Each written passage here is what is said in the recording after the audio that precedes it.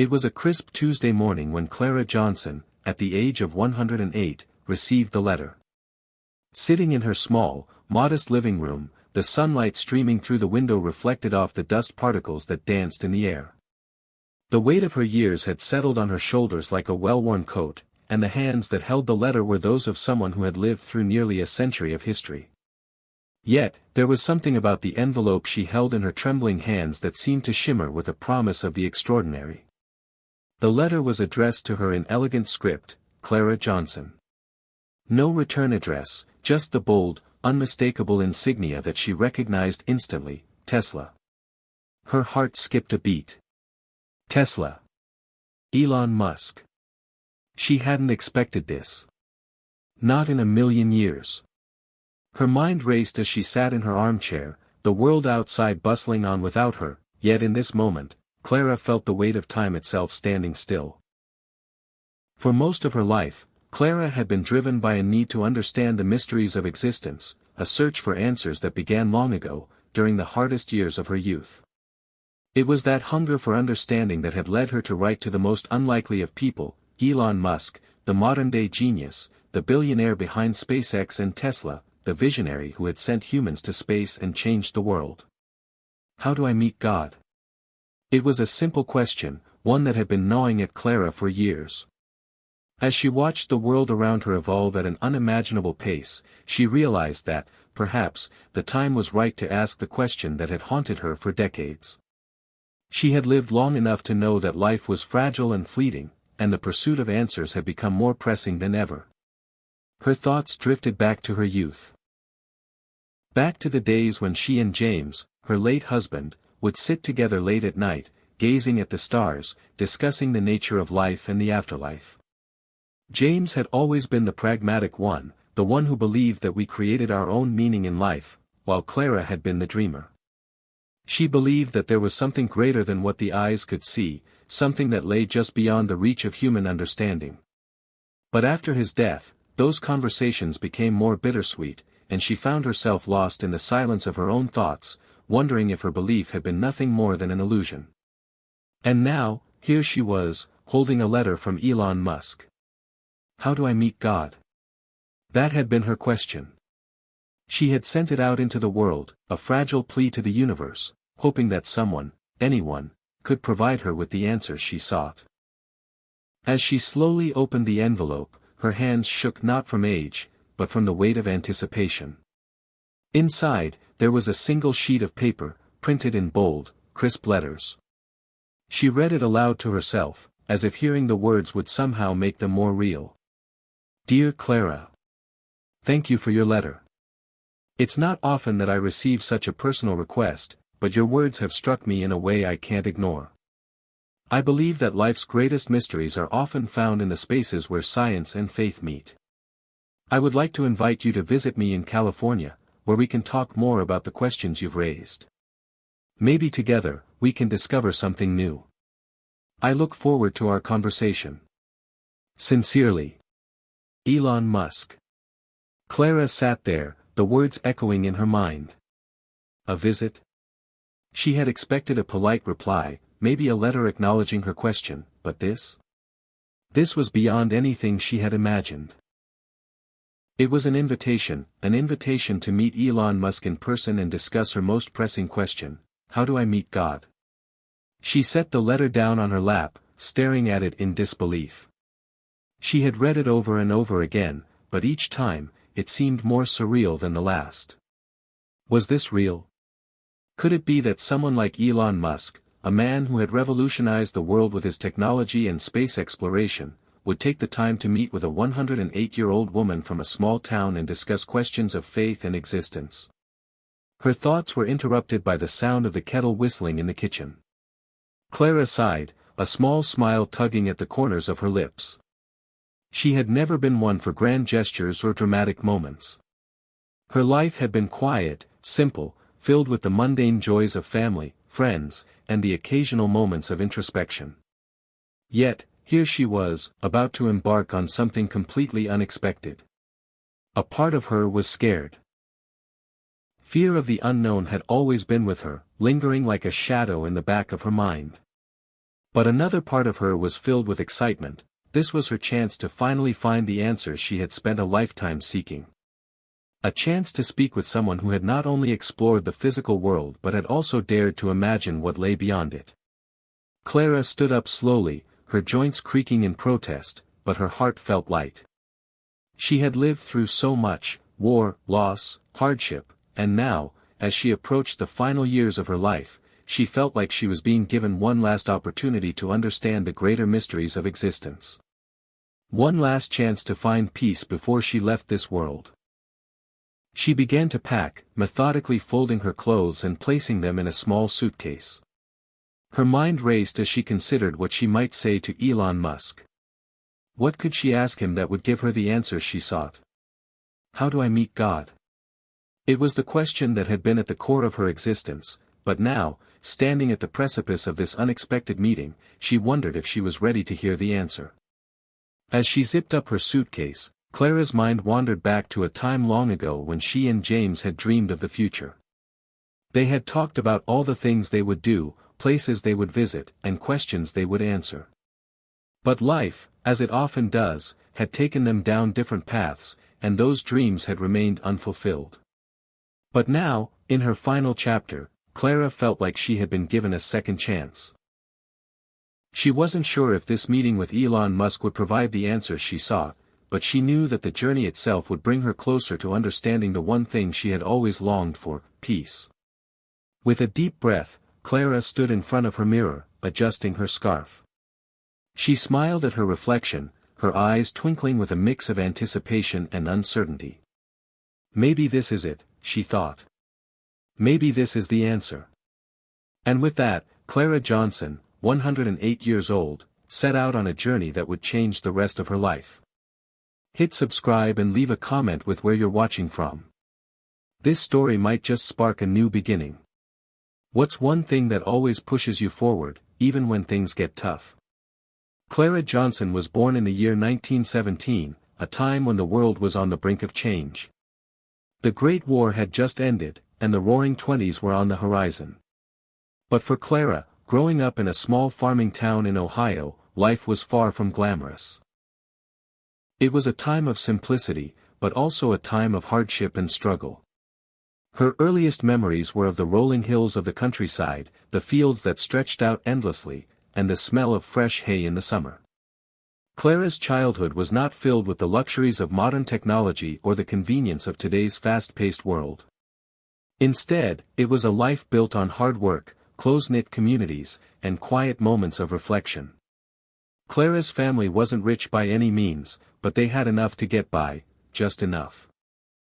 Her father, Henry, was a stubborn, proud man, a farmer who believed that hard work could solve any problem. He had a quiet, dignified nature that Clara admired deeply. Her mother, Margaret, was warm and nurturing, always willing to lend a hand to a neighbor in need. She had a sense of quiet strength, too, but it was her deep faith that shaped Clara's early understanding of the world. Clara had 3 siblings, 2 older brothers, James and William, and a younger sister, Lucy.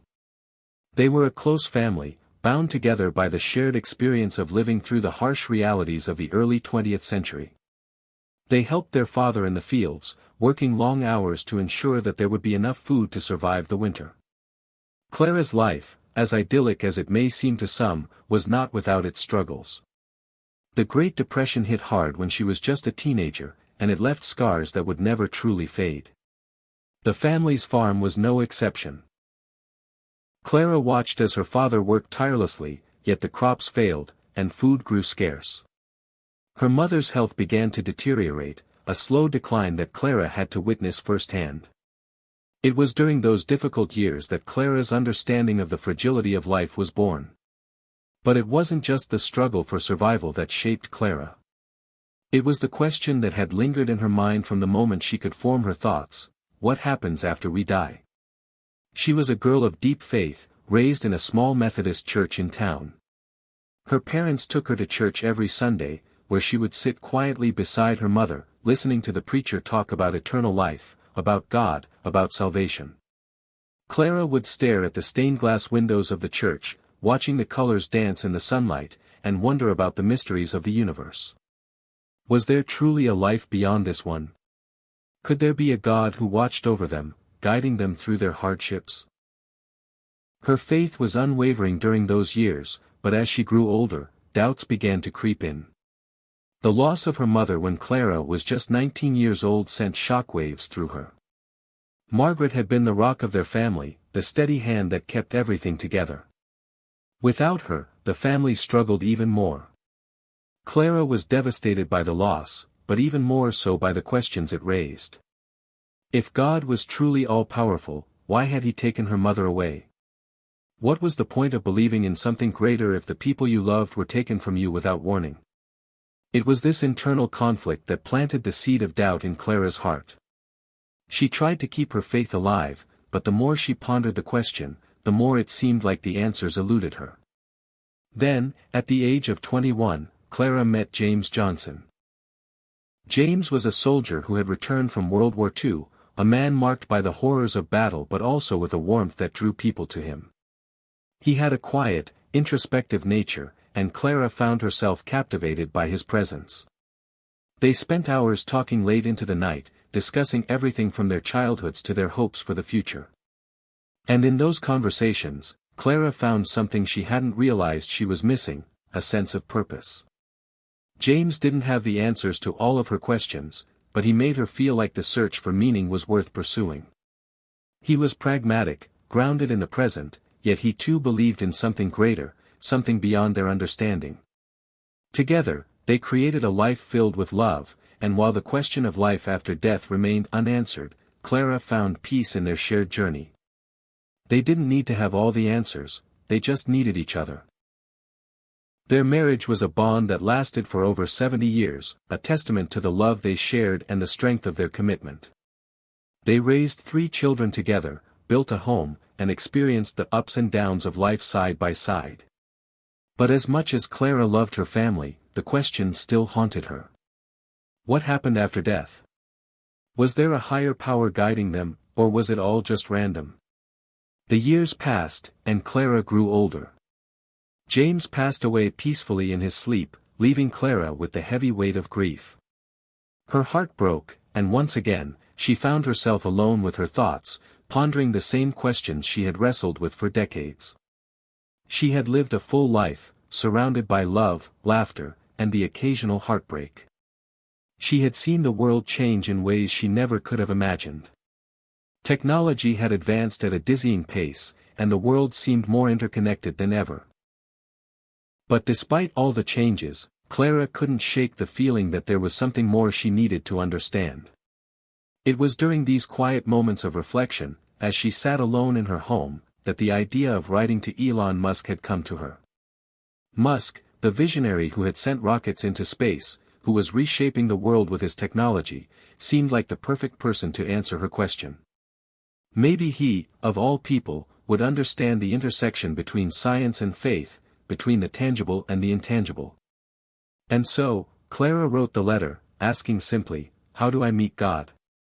As she folded the letter and addressed the envelope, she felt a strange sense of calm wash over her. Maybe this was the answer she had been searching for her entire life. Maybe the journey to find God wasn't about looking to the past, but about looking to the future, to the unknown, and to the questions that remained. And so, Clara's journey began. The days leading up to Clara's departure felt like a blur of quiet anticipation. Her small town, with its familiar sights and sounds, seemed almost too peaceful to hold the weight of what she was about to do. Everyone in her neighborhood knew Clara well, and when they learned of her upcoming trip to California to meet Elon Musk, the reactions varied from stunned disbelief to awe. "Clara, are you sure you want to do this?" her neighbor, Mrs. Thompson, asked one afternoon as they sat together on Clara's porch, sipping iced tea. "It's not every day someone like you gets an invitation from someone like him. California, of all places. You've been through so much. Are you ready for this?" Clara smiled softly, her old hands resting on the arms of her chair. "I've been ready for a long time, Edna. I've lived a full life. This might just be the last adventure I have. But I'm more curious than ever. Edna shook her head slowly, still unsure. I just want you to be careful. It's a long way from here. I'm not sure what you'll find over there, but I hope it brings you peace. Clara didn't respond right away. She had spent so many years reflecting on life and what lay beyond it. She'd seen so many things, both beautiful and heartbreaking, in her time. Yet the question remained. Perhaps meeting Elon Musk could bring her one step closer to the truth, but she had no idea how this meeting would change everything. The rising tension in Clara's mind wasn't just about the unknown adventure ahead. It was a tension that stemmed from a deeper, more personal conflict. The journey to California would bring Clara face to face with more than just Elon Musk. It would confront her with the doubts she had been carrying for decades, the same doubts that had always held her back from fully embracing her faith. In her quiet moments, Clara thought about James. He had passed away a few years ago, and even though she had found strength in their love, she couldn't help but feel his absence deeply. What would he say if he were here now, supporting her decision to seek answers in a world that had become so different from the one they had known together? Would he think she was foolish to turn to someone like Musk, a man so grounded in science and technology, when all Clara wanted was a simple, spiritual answer to life's mysteries? The night before Clara's flight, she found herself alone in her kitchen, staring at an old photo of James. It was a picture from their younger years, taken at a family picnic in the 1940s. Clara had her arm around James, smiling with the carefree joy of youth, and in his eyes, there was the same spark of curiosity that she felt burning in her chest now. She reached out and touched the glass of the photo frame, as if trying to feel the warmth of his presence again. She could hear his voice in her memory, strong yet gentle. You can't find all the answers, Clara. Some things are meant to be mysteries. But Clara was not a person to leave things unexplored. If James had taught her anything, it was that life wasn't meant to be lived in half measures. If there was a question worth asking, then there was always an answer worth seeking. At dawn the next day, Clara found herself in the small airport terminal, waiting for her flight to California. She was wearing her favorite floral dress, the one she had worn to countless family gatherings, and it felt strangely comforting to have something so familiar on this journey into the unknown. Her suitcase, packed carefully with just the essentials, rested by her feet. As she waited for the boarding call, her mind wandered back to the letter from Elon Musk, which had ignited this chain of events. She still couldn't fully comprehend the enormity of what was happening. The reality of what she was about to do felt like an unspoken weight hanging over her. This wasn't just a meeting with a famous entrepreneur, it was a confrontation with her deepest uncertainties, her unresolved doubts about life, faith, and the idea of God. Could she find peace, or would the answers leave her with even more questions? Her thoughts were interrupted by the sound of a friendly voice. It was the flight attendant announcing the boarding process. Clara stood up, the reality of the journey sinking in. She felt a mixture of excitement and anxiety. The unfamiliarity of the airport, the crowds of people bustling around her, reminded her how far she was from her quiet life in Ohio. She wasn't sure what awaited her on the other side, but she knew that the answers to her questions were just a plane ride away. As Clara boarded the plane, she settled into her seat, buckling her seatbelt and gazing out the window as the aircraft began to taxi down the runway. Her fingers gently gripped the armrests, a nervous energy coursing through her veins. Her heart raced with every passing moment, each mile taking her farther from home, and closer to a world she had only ever read about in books or seen on the news. Would Elon Musk have the answers she needed? Could he help her understand the mysteries of the universe, or would she come back with more doubts than before? What if she asked the wrong questions? What if the answers she received didn't provide the closure she so desperately sought? The tension in her mind grew as the plane soared into the sky, each minute feeling like an eternity. She closed her eyes, trying to quiet her racing thoughts. And then, amidst the hum of the airplane, something shifted inside her. She remembered a piece of advice that her mother had given her when Clara was just a girl. Never fear the questions, Clara. The answers will come when you are ready for them. Trust in the journey, not just the destination. With that thought, Clara's heart calmed. The journey had already begun, and whatever answers she found, she would accept them, knowing that it was the search for truth itself that mattered most. As the plane continued to climb through the clouds, Clara took a deep breath. She wasn't just traveling to meet a man who had changed the world. She was traveling to meet herself, her doubts, her fears, and her longing for the answers that had eluded her for so long. She didn't know what was waiting for her in California, but she was ready to face it. The air in California was thick with anticipation, a sharp contrast to the familiar, quiet mornings of Ohio. As Clara stepped out of the terminal at LAX, the hustle and bustle of the city immediately surrounded her. The bright California sun was a welcome change from the cloudy days she had left behind, but the warmth of the sunlight seemed to carry an unfamiliar weight, an expectation that Clara had never quite felt before. She could feel the tension in her shoulders as she stood there for a moment, taking it all in. The sheer size of the airport, the endless rows of taxis and rental cars, the crowds of people from all walks of life, it was overwhelming. But in the midst of it all, Clara's determination didn't waver.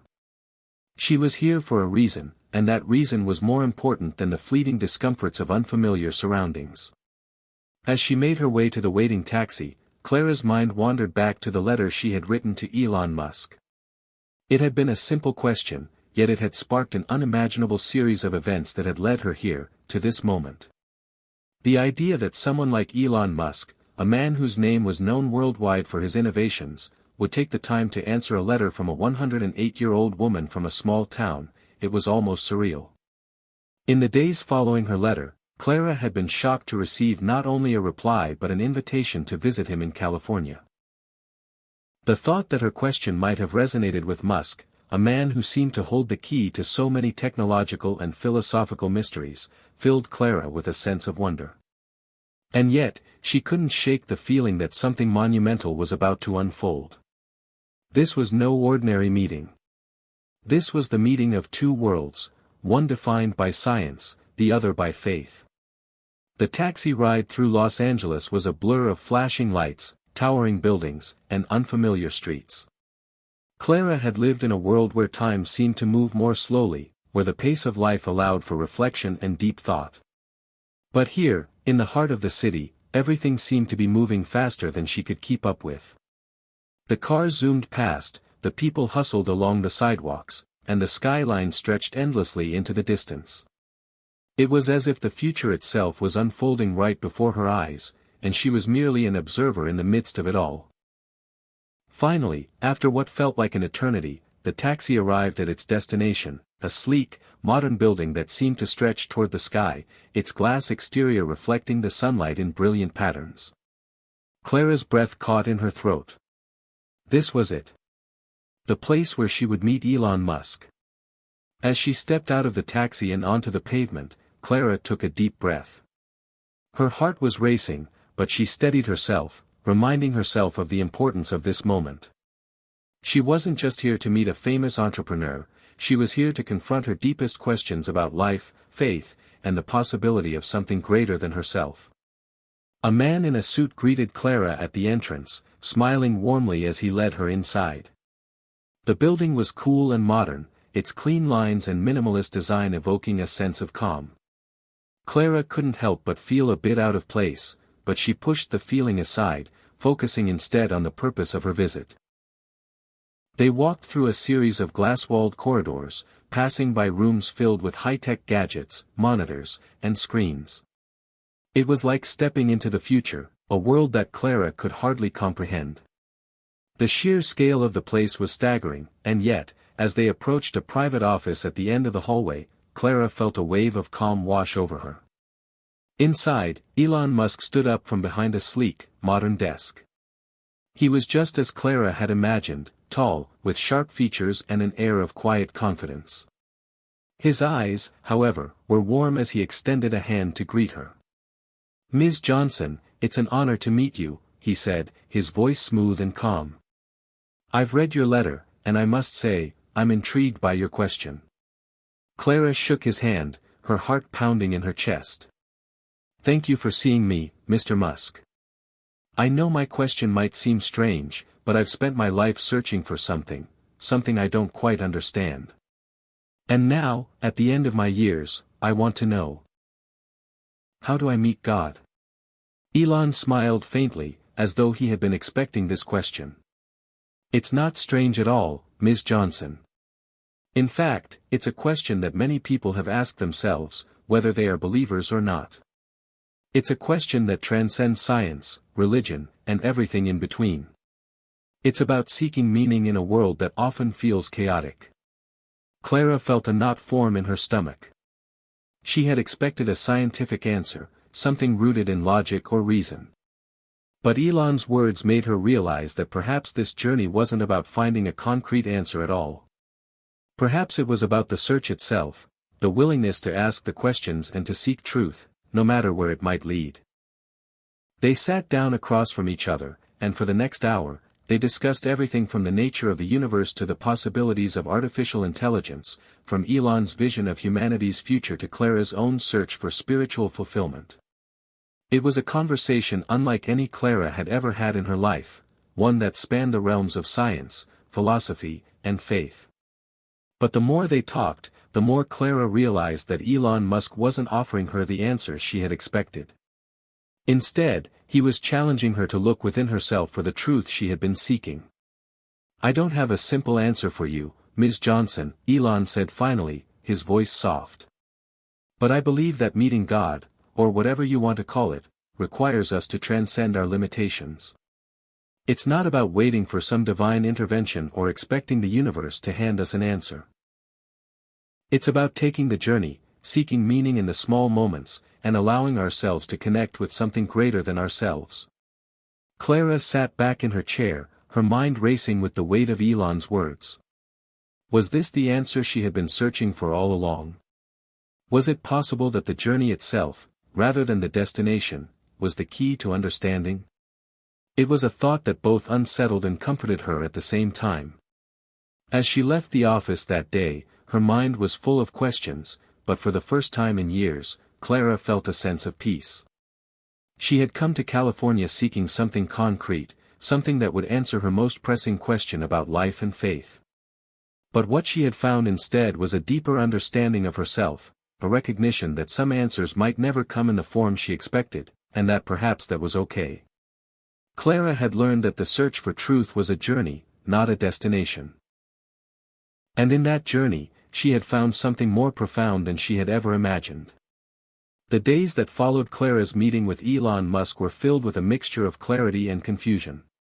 The profound conversation they had shared stayed with her like an echo, reverberating through her thoughts at unexpected moments. She had come to California looking for answers, but instead, she had found herself facing even more questions. Elon had spoken of transcending limitations, seeking meaning, and connecting with something greater than oneself, but the weight of his words felt heavier than she had anticipated. As Clara sat alone in her hotel room, looking out over the vast expanse of the city, her mind wandered back to her childhood and the many years she had spent searching for a deeper connection with the divine. She had always been a woman of faith, but that faith had been tested in ways she could never have imagined. Losing James had shaken her to her core, leaving behind a sense of emptiness that no amount of prayer or reflection had ever fully healed. And now, standing at the precipice of the end of her life, she felt the same emptiness creeping back, gnawing at her from within. What did it mean to meet God? Was it truly as Elon had suggested, a journey of transcending the limitations of the self, of finding meaning in the everyday moments? Or was it something deeper, more personal, a divine presence that reached down to touch her heart in ways she couldn't quite explain? Clara closed her eyes, letting the cool air of the hotel room brush against her skin. It had been years since she had prayed like she once did, with the fervor of a young woman full of hope. But something about the conversations she'd had with Elon stirred something deep inside her, something she hadn't realized she had lost. She found herself whispering quietly, as if speaking to James, as if speaking to God. "Am I on the right path, James?" she asked, her voice trembling with emotion. "What do I do with all these questions? What is the truth?" The tears came slowly, first a trickle and then a steady stream, as Clara let herself feel the depth of the sadness and confusion that had been bubbling beneath the surface for so long.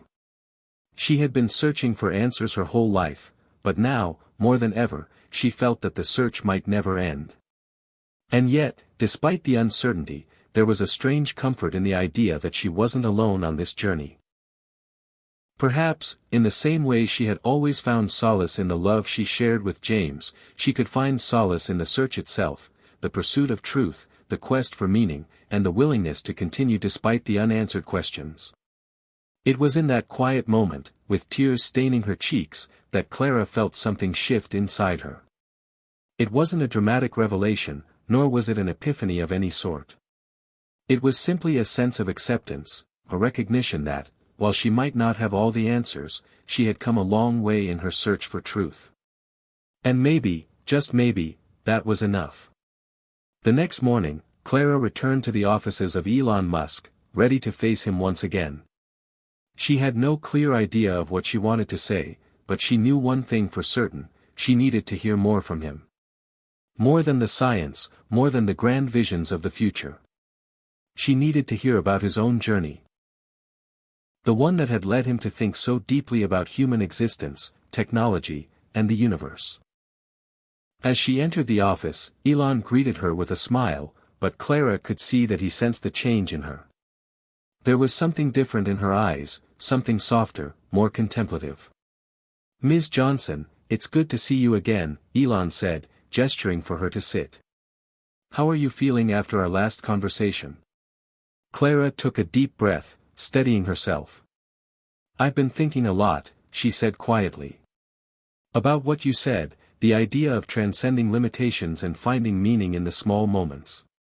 But I'm still not sure if I understand. You've experienced so much in your life, Elon.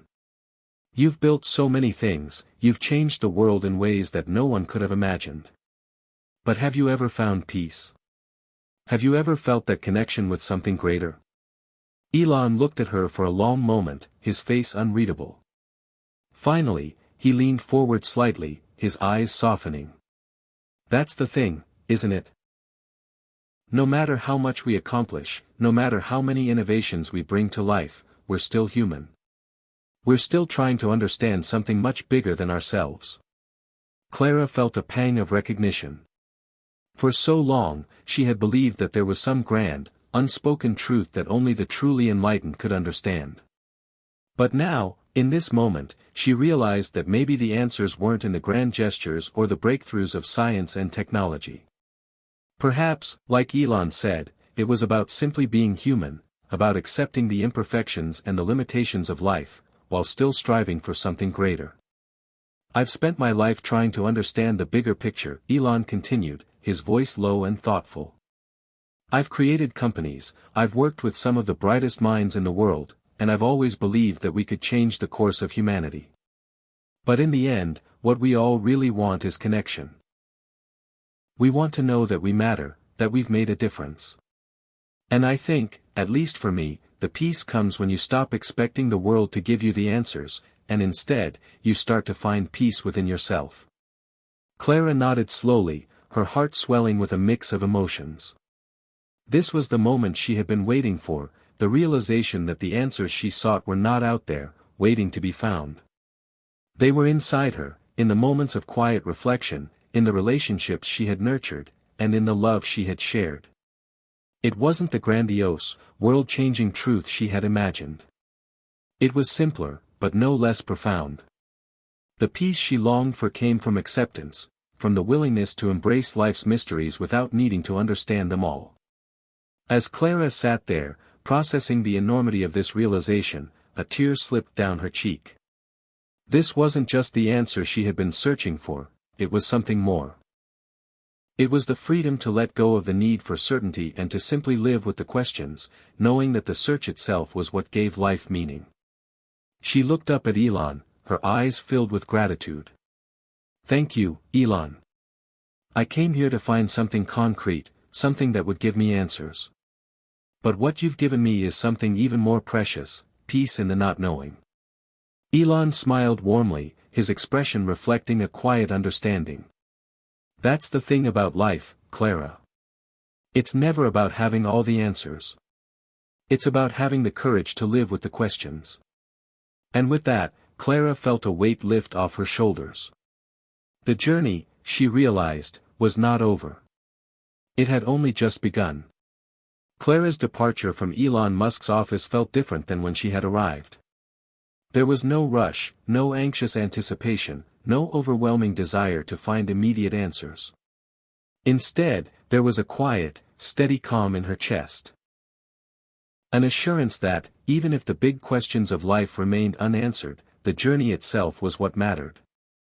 The meeting with Elon, the conversations with him, the reflections and realizations, each piece had contributed to something much greater than a simple exchange of ideas. It had led Clara to the understanding that peace wasn't about having a clear-cut answer, it was about allowing the questions to shape her, to guide her, and to give her life depth. As she stood in the lobby of the building, waiting for her cab to take her back to the hotel, Clara found herself thinking about the past. It was impossible not to, after all, she had lived for 108 years, and the weight of that history, the accumulation of experiences and memories, was always present with her. She thought about James, her late husband, whose gentle smile had filled her world with warmth for decades. She thought about the house they had built together, the children they had raised, the small, quiet moments that had meant everything to her. But she also thought about the grief, the moments when it felt like everything had come crashing down, and she couldn't see her way forward. When James had passed, it had been like a hole opened up in her chest, a void that seemed impossible to fill. In those early days, she had wondered if she would ever smile again, if life would ever feel worth living. But as the years went by, Clara had learned to keep moving forward. The journey wasn't about forgetting the pain, it was about accepting it, allowing it to be a part of her story, without letting it define her. There were days when the sadness was overwhelming, days when the weight of time felt unbearable.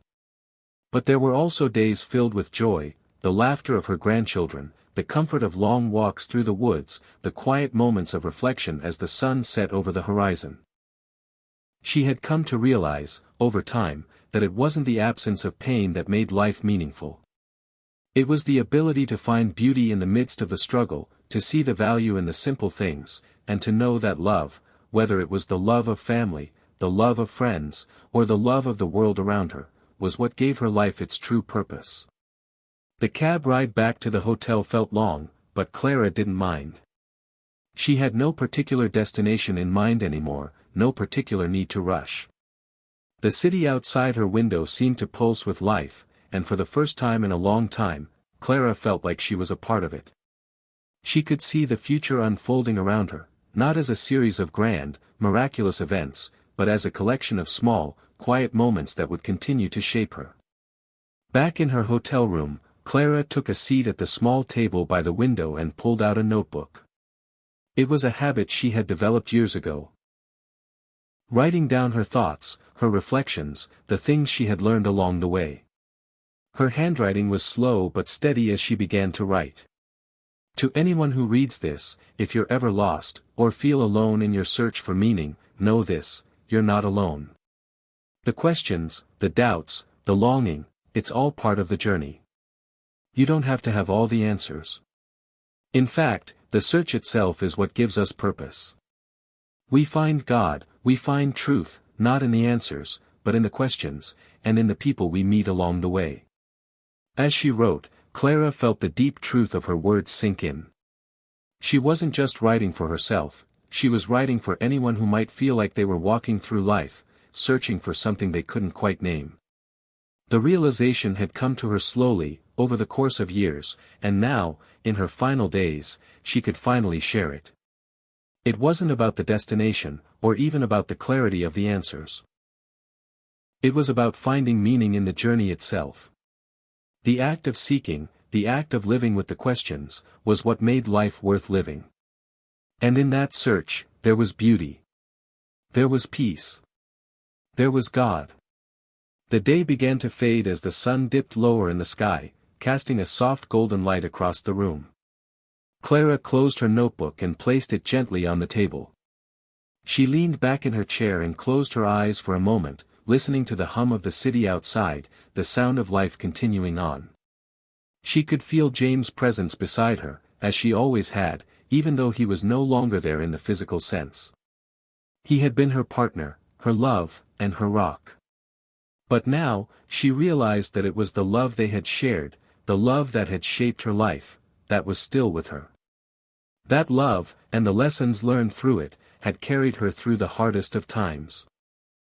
And now, the lessons learned from her meeting with Elon Musk, about accepting the questions, about understanding that peace comes from within, had opened up a new way of looking at the world. Perhaps she didn't have all the answers, but she had something even more precious, a deep, abiding sense of peace. It was the peace that came from embracing life's uncertainties, from living in the moment, and from knowing that love, in all its forms, was what held everything together. In the quiet of her room, Clara smiled softly. She was at peace.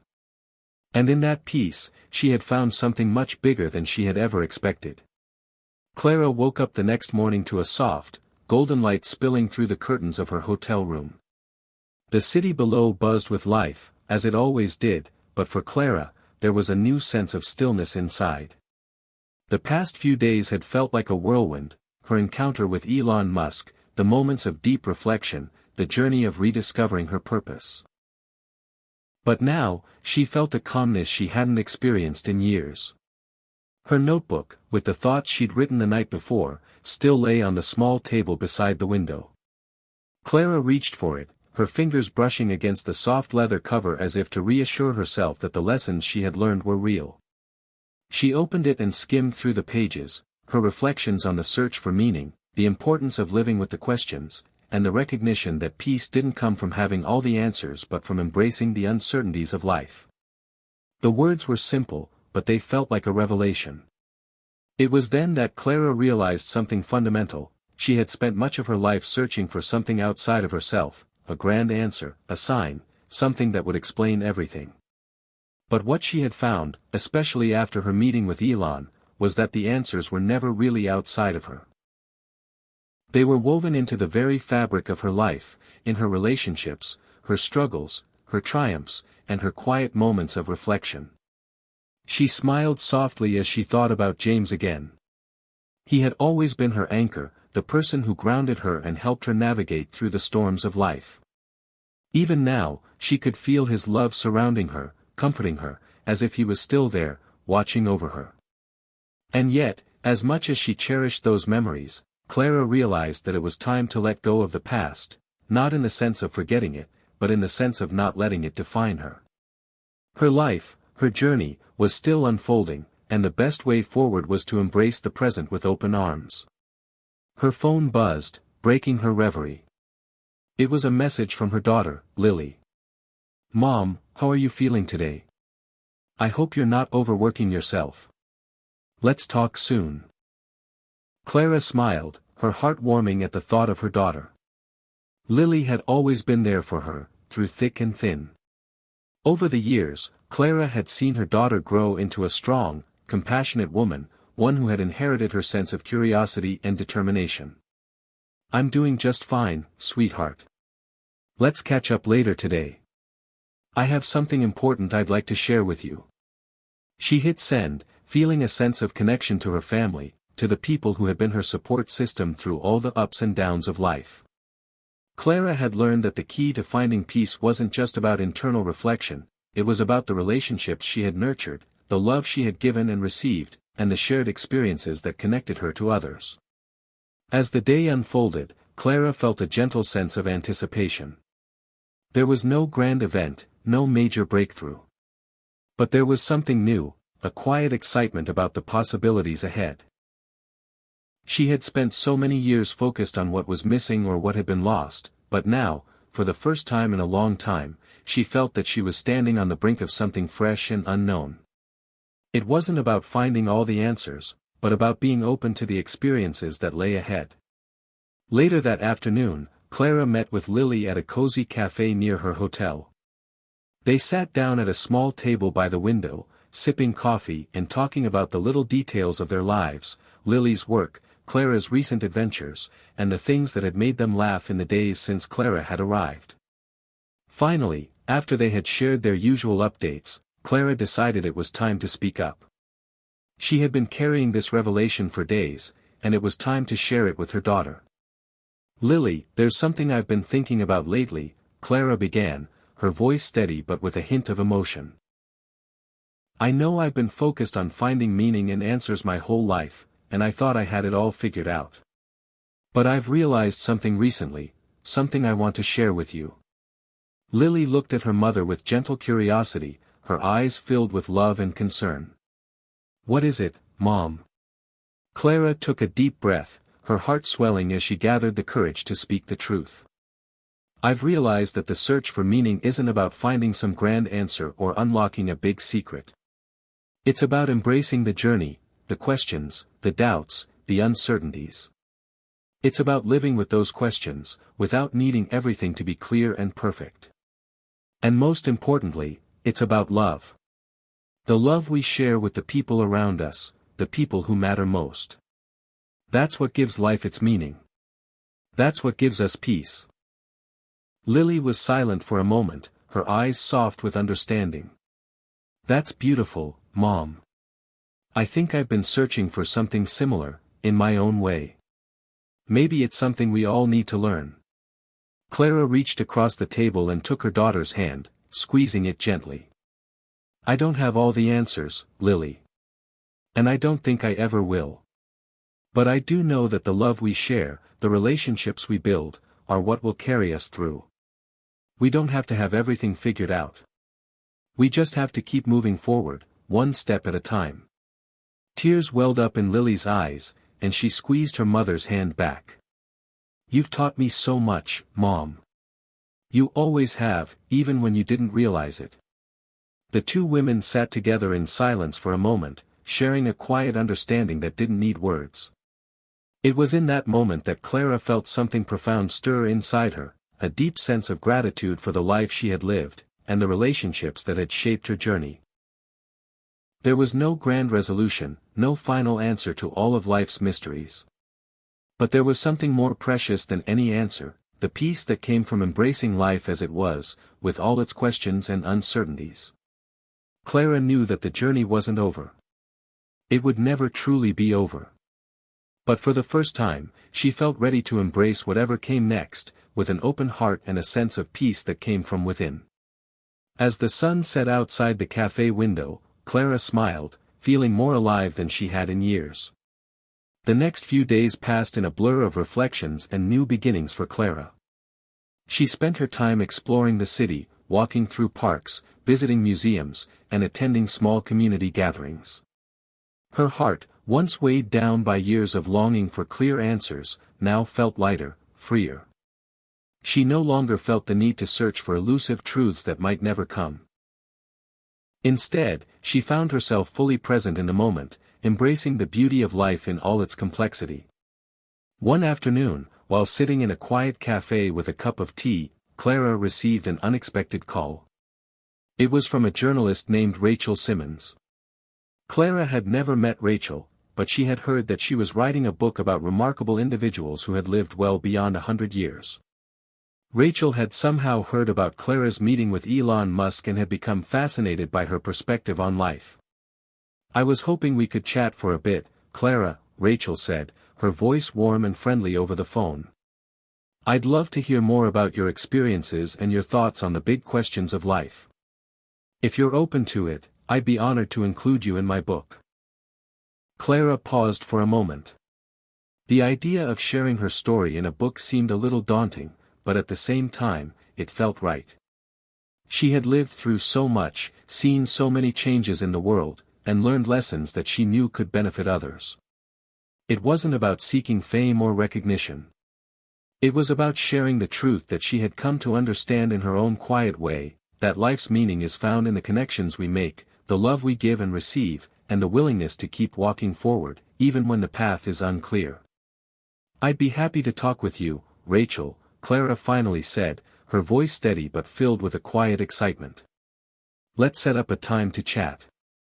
The interview took place a few days later, and it felt like a natural conversation between two people who had experienced their own journeys, each searching for truth in their own way. Rachel was kind and attentive, asking Clara about her life, her reflections, and what she had learned over the course of her long years. At one point, Rachel asked a question that Clara had heard many times before, but this time, her answer felt different. "Clara," Rachel said, "you've lived for over a century. You've seen the world change in so many ways. What's the most important thing you've learned about life?" Clara paused, her mind drifting to the countless experiences and lessons that had shaped her. She thought about the times when she had felt lost, unsure of her purpose, and the moments when clarity had finally come, not from any grand revelation, but from a quiet understanding that had slowly seeped into her heart. "Love," Clara said simply. "Love is what makes life worth living. It's not about having all the answers, or about trying to fix everything. It's about the connections we make with others, the way we love and support each other, the way we share our lives. Love is the thread that holds everything together. It's what gives us purpose." Rachel's voice was soft as she replied, "That's so beautiful, Clara. And I think it's something that resonates with people at any stage of life. Whether they're young or old, they're all searching for love in one way or another." Clara nodded, feeling the truth of Rachel's words deep within her. She thought about her own journey, how love had shaped her, guided her, and helped her through even the darkest times. She thought about James, her children, her friends, and even the strangers who had crossed her path over the years. Each person had played a role in her life, and each act of love, whether big or small, had left a mark on her heart. As the interview continued, Clara found herself sharing more than she had expected. She talked about her childhood, her marriage to James, the joys of motherhood, and the challenges of growing older. But what stood out the most was her growing understanding of the fragility and beauty of life. "It's easy to get caught up in the chase for success, for recognition, for the next big thing," Clara reflected. "But those things aren't what matter in the end. What matters is how we treat each other, how we care for those we love, and how we embrace the fleeting moments that make up our lives."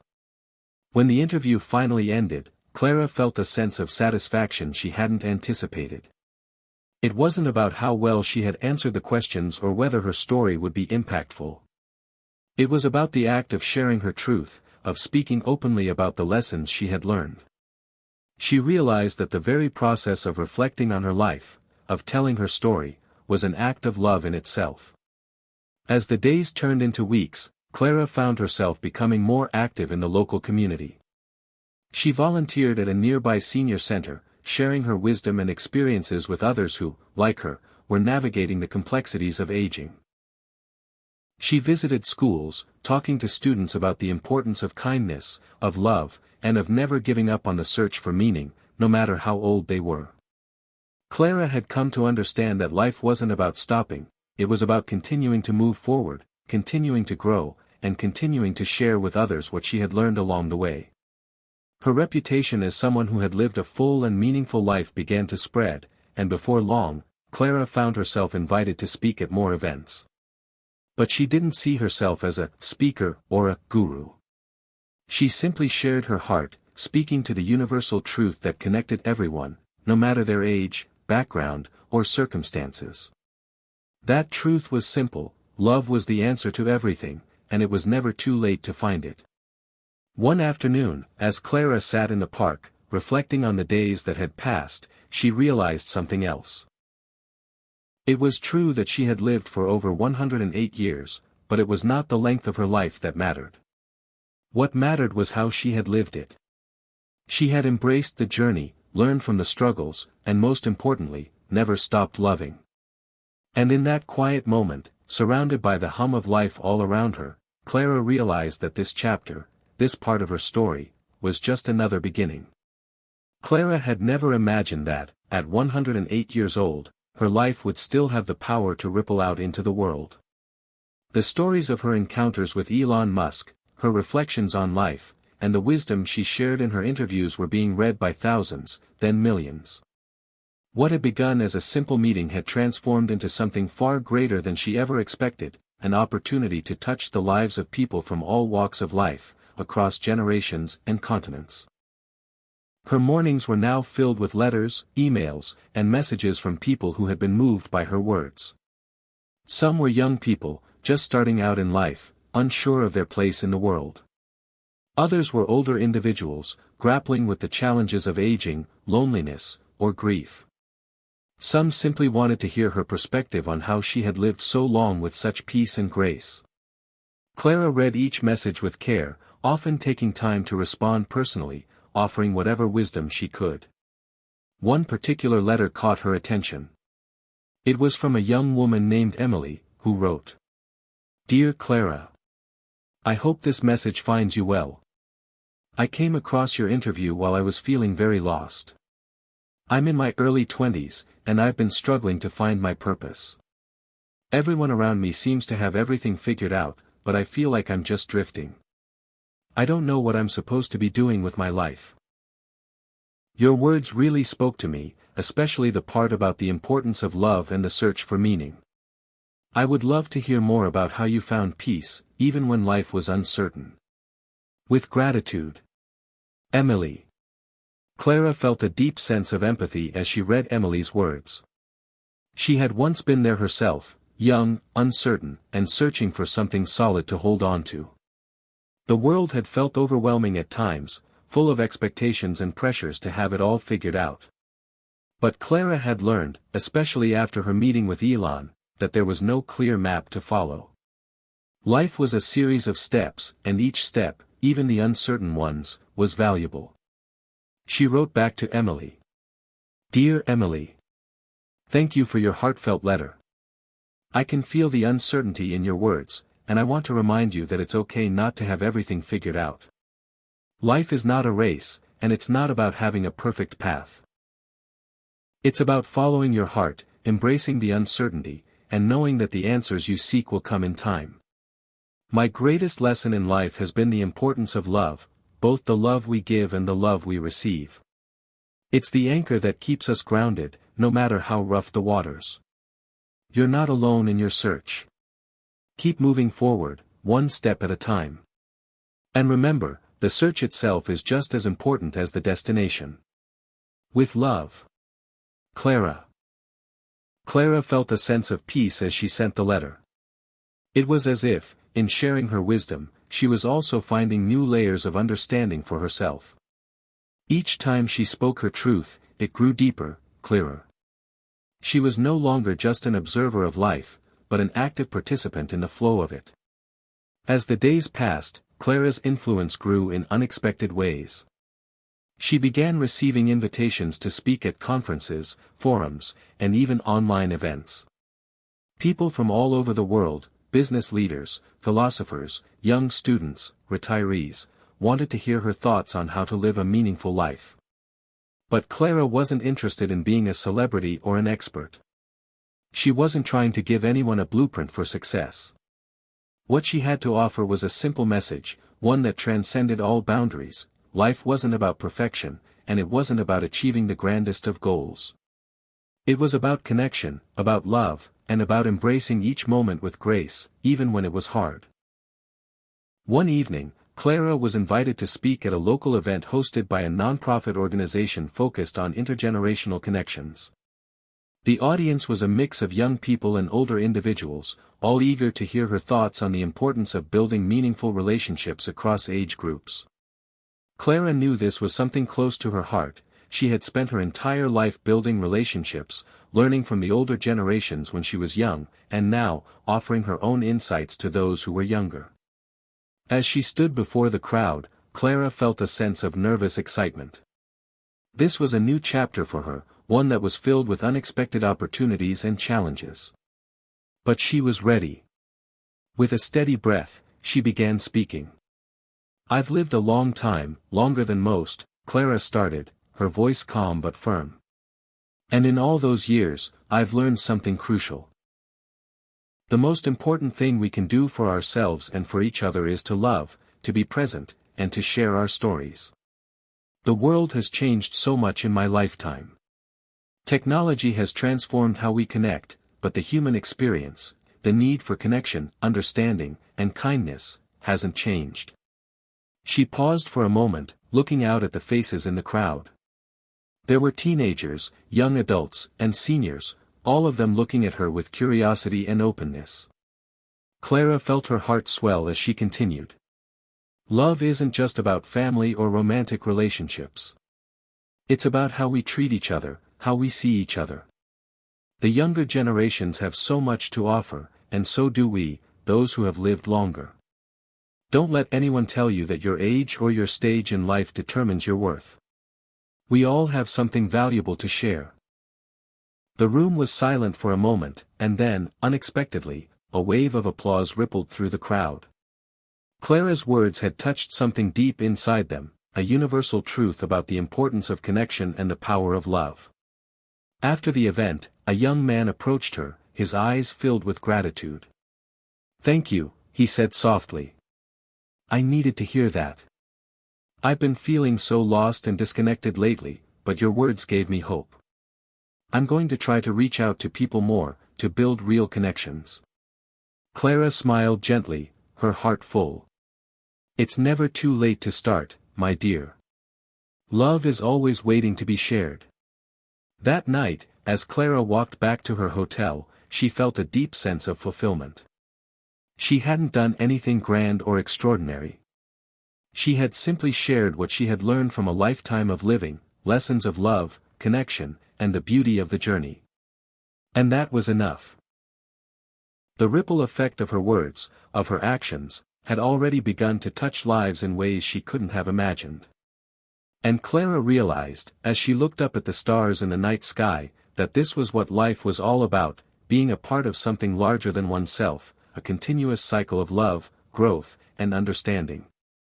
Hit subscribe and leave a comment with where you're watching from.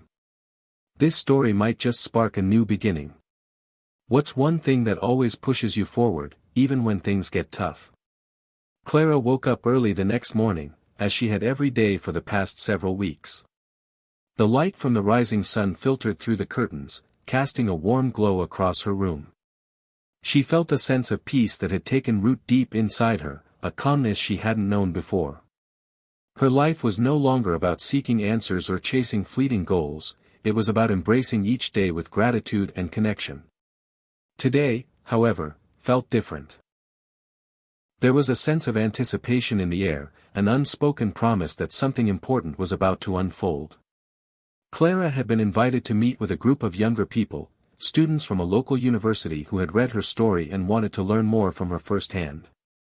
They were part of a leadership program focused on community engagement, and they had heard of Clara's remarkable life and the lessons she had shared about resilience, love, and living with purpose.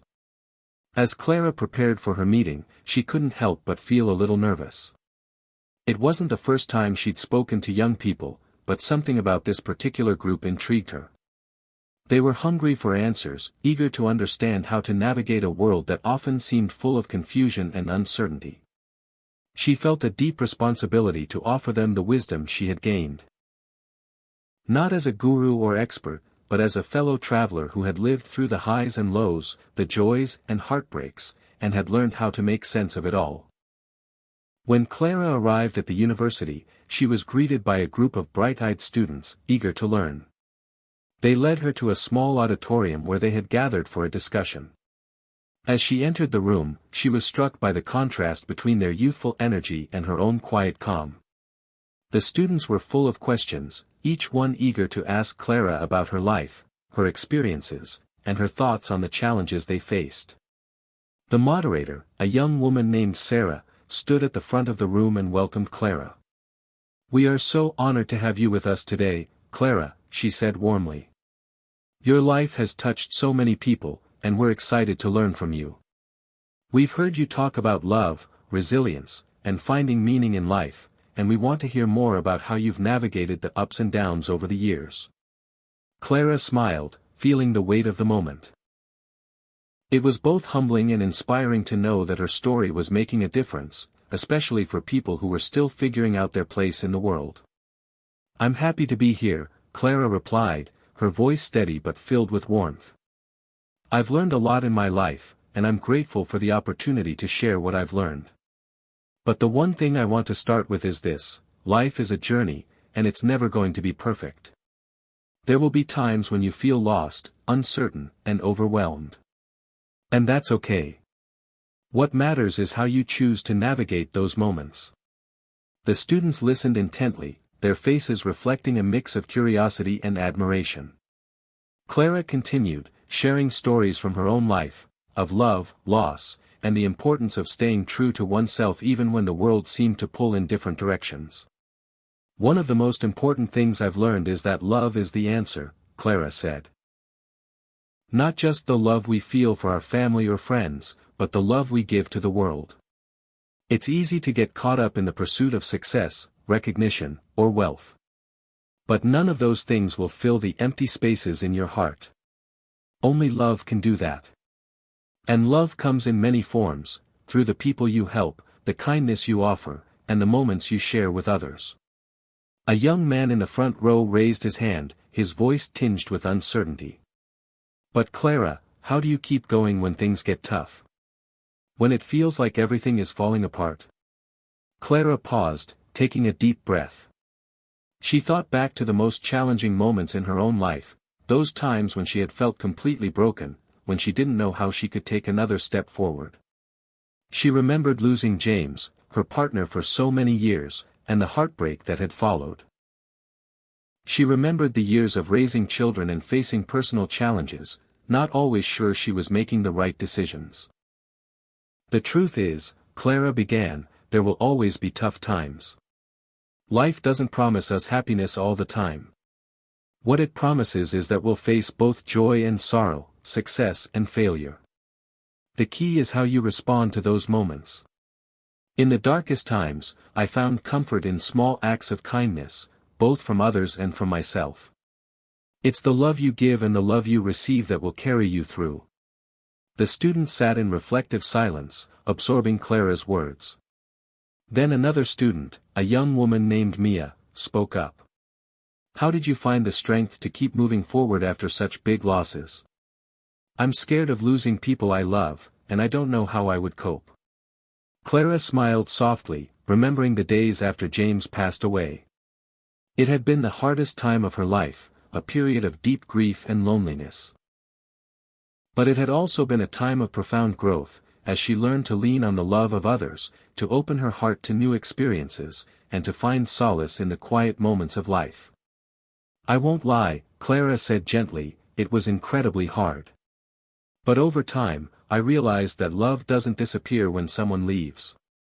The people we love become a part of us, they live on in the memories, the lessons they taught us, and the love we continue to share with others.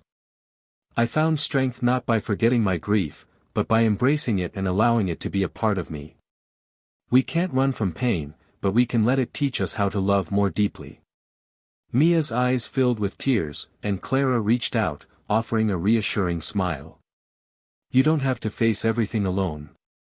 We're all in this together, and we can always find strength in each other.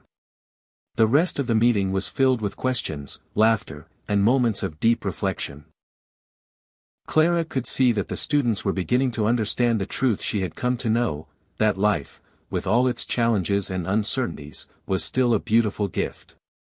It wasn't about achieving perfection or having all the answers, it was about living fully, loving deeply, and embracing the journey, no matter where it led. As the meeting ended, the students gathered around Clara, thanking her for sharing her wisdom.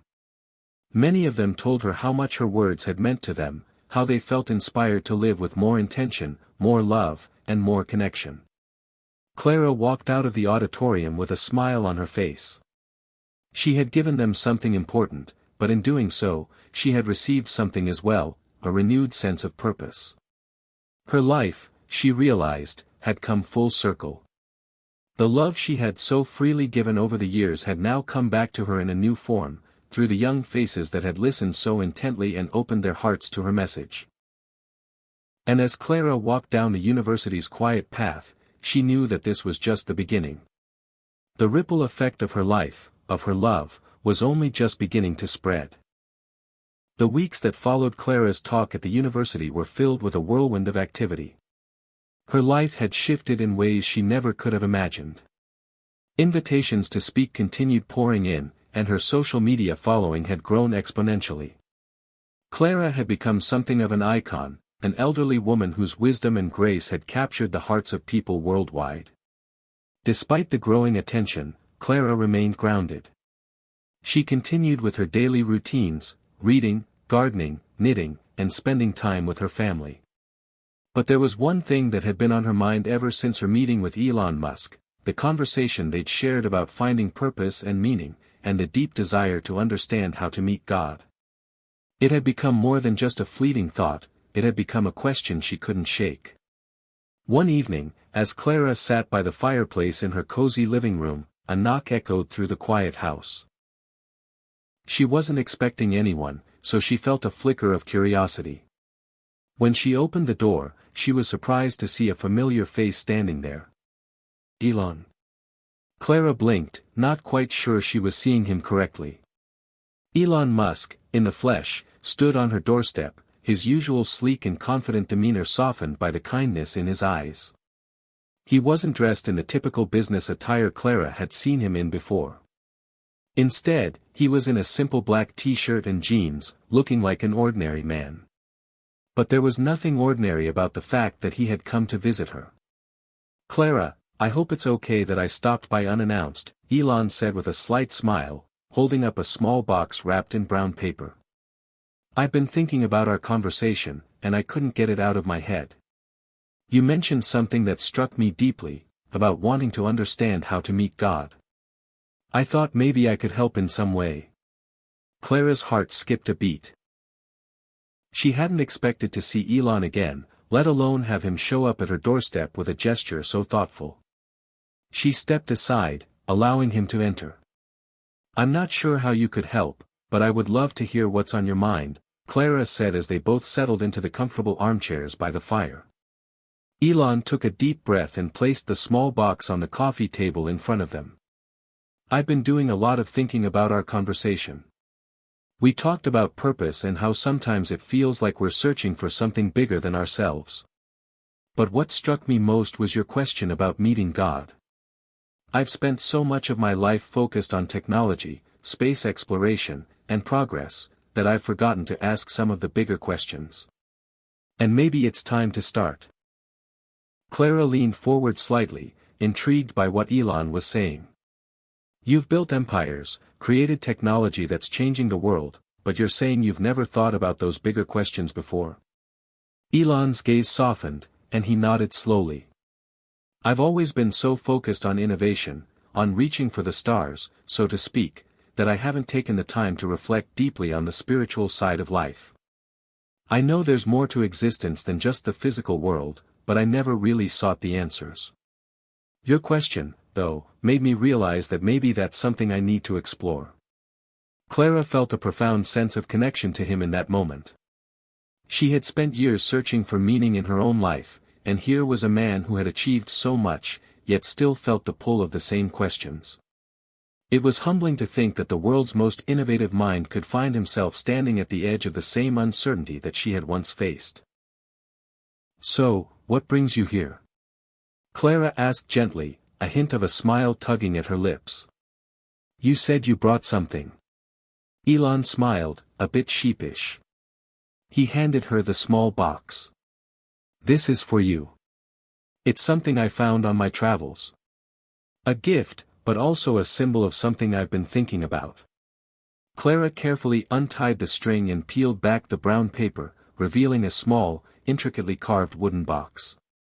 Inside, there was a delicate, ancient-looking compass. It was beautifully crafted, with worn edges and a faint glow that seemed to come from within. "This is beautiful," Clara said, her voice filled with awe. She picked it up gently, examining it. "But what does it mean?" Elon took a deep breath. "I think it represents the journey. The compass is something we use to find our way when we're lost, when we don't know which direction to go. But sometimes, we forget that the journey itself is just as important as the destination. Maybe this compass can remind you that even when we're searching for answers, we're already on the right path, simply by seeking." Clara's eyes filled with tears as she turned the compass over in her hand. It felt like the universe had conspired to bring them together, both of them standing at the crossroads of their own personal journeys, searching for deeper meaning. For a moment, she didn't know what to say. The gesture was so simple, yet so profound. "You're right," Clara said finally, her voice thick with emotion. "The journey is just as important as the destination.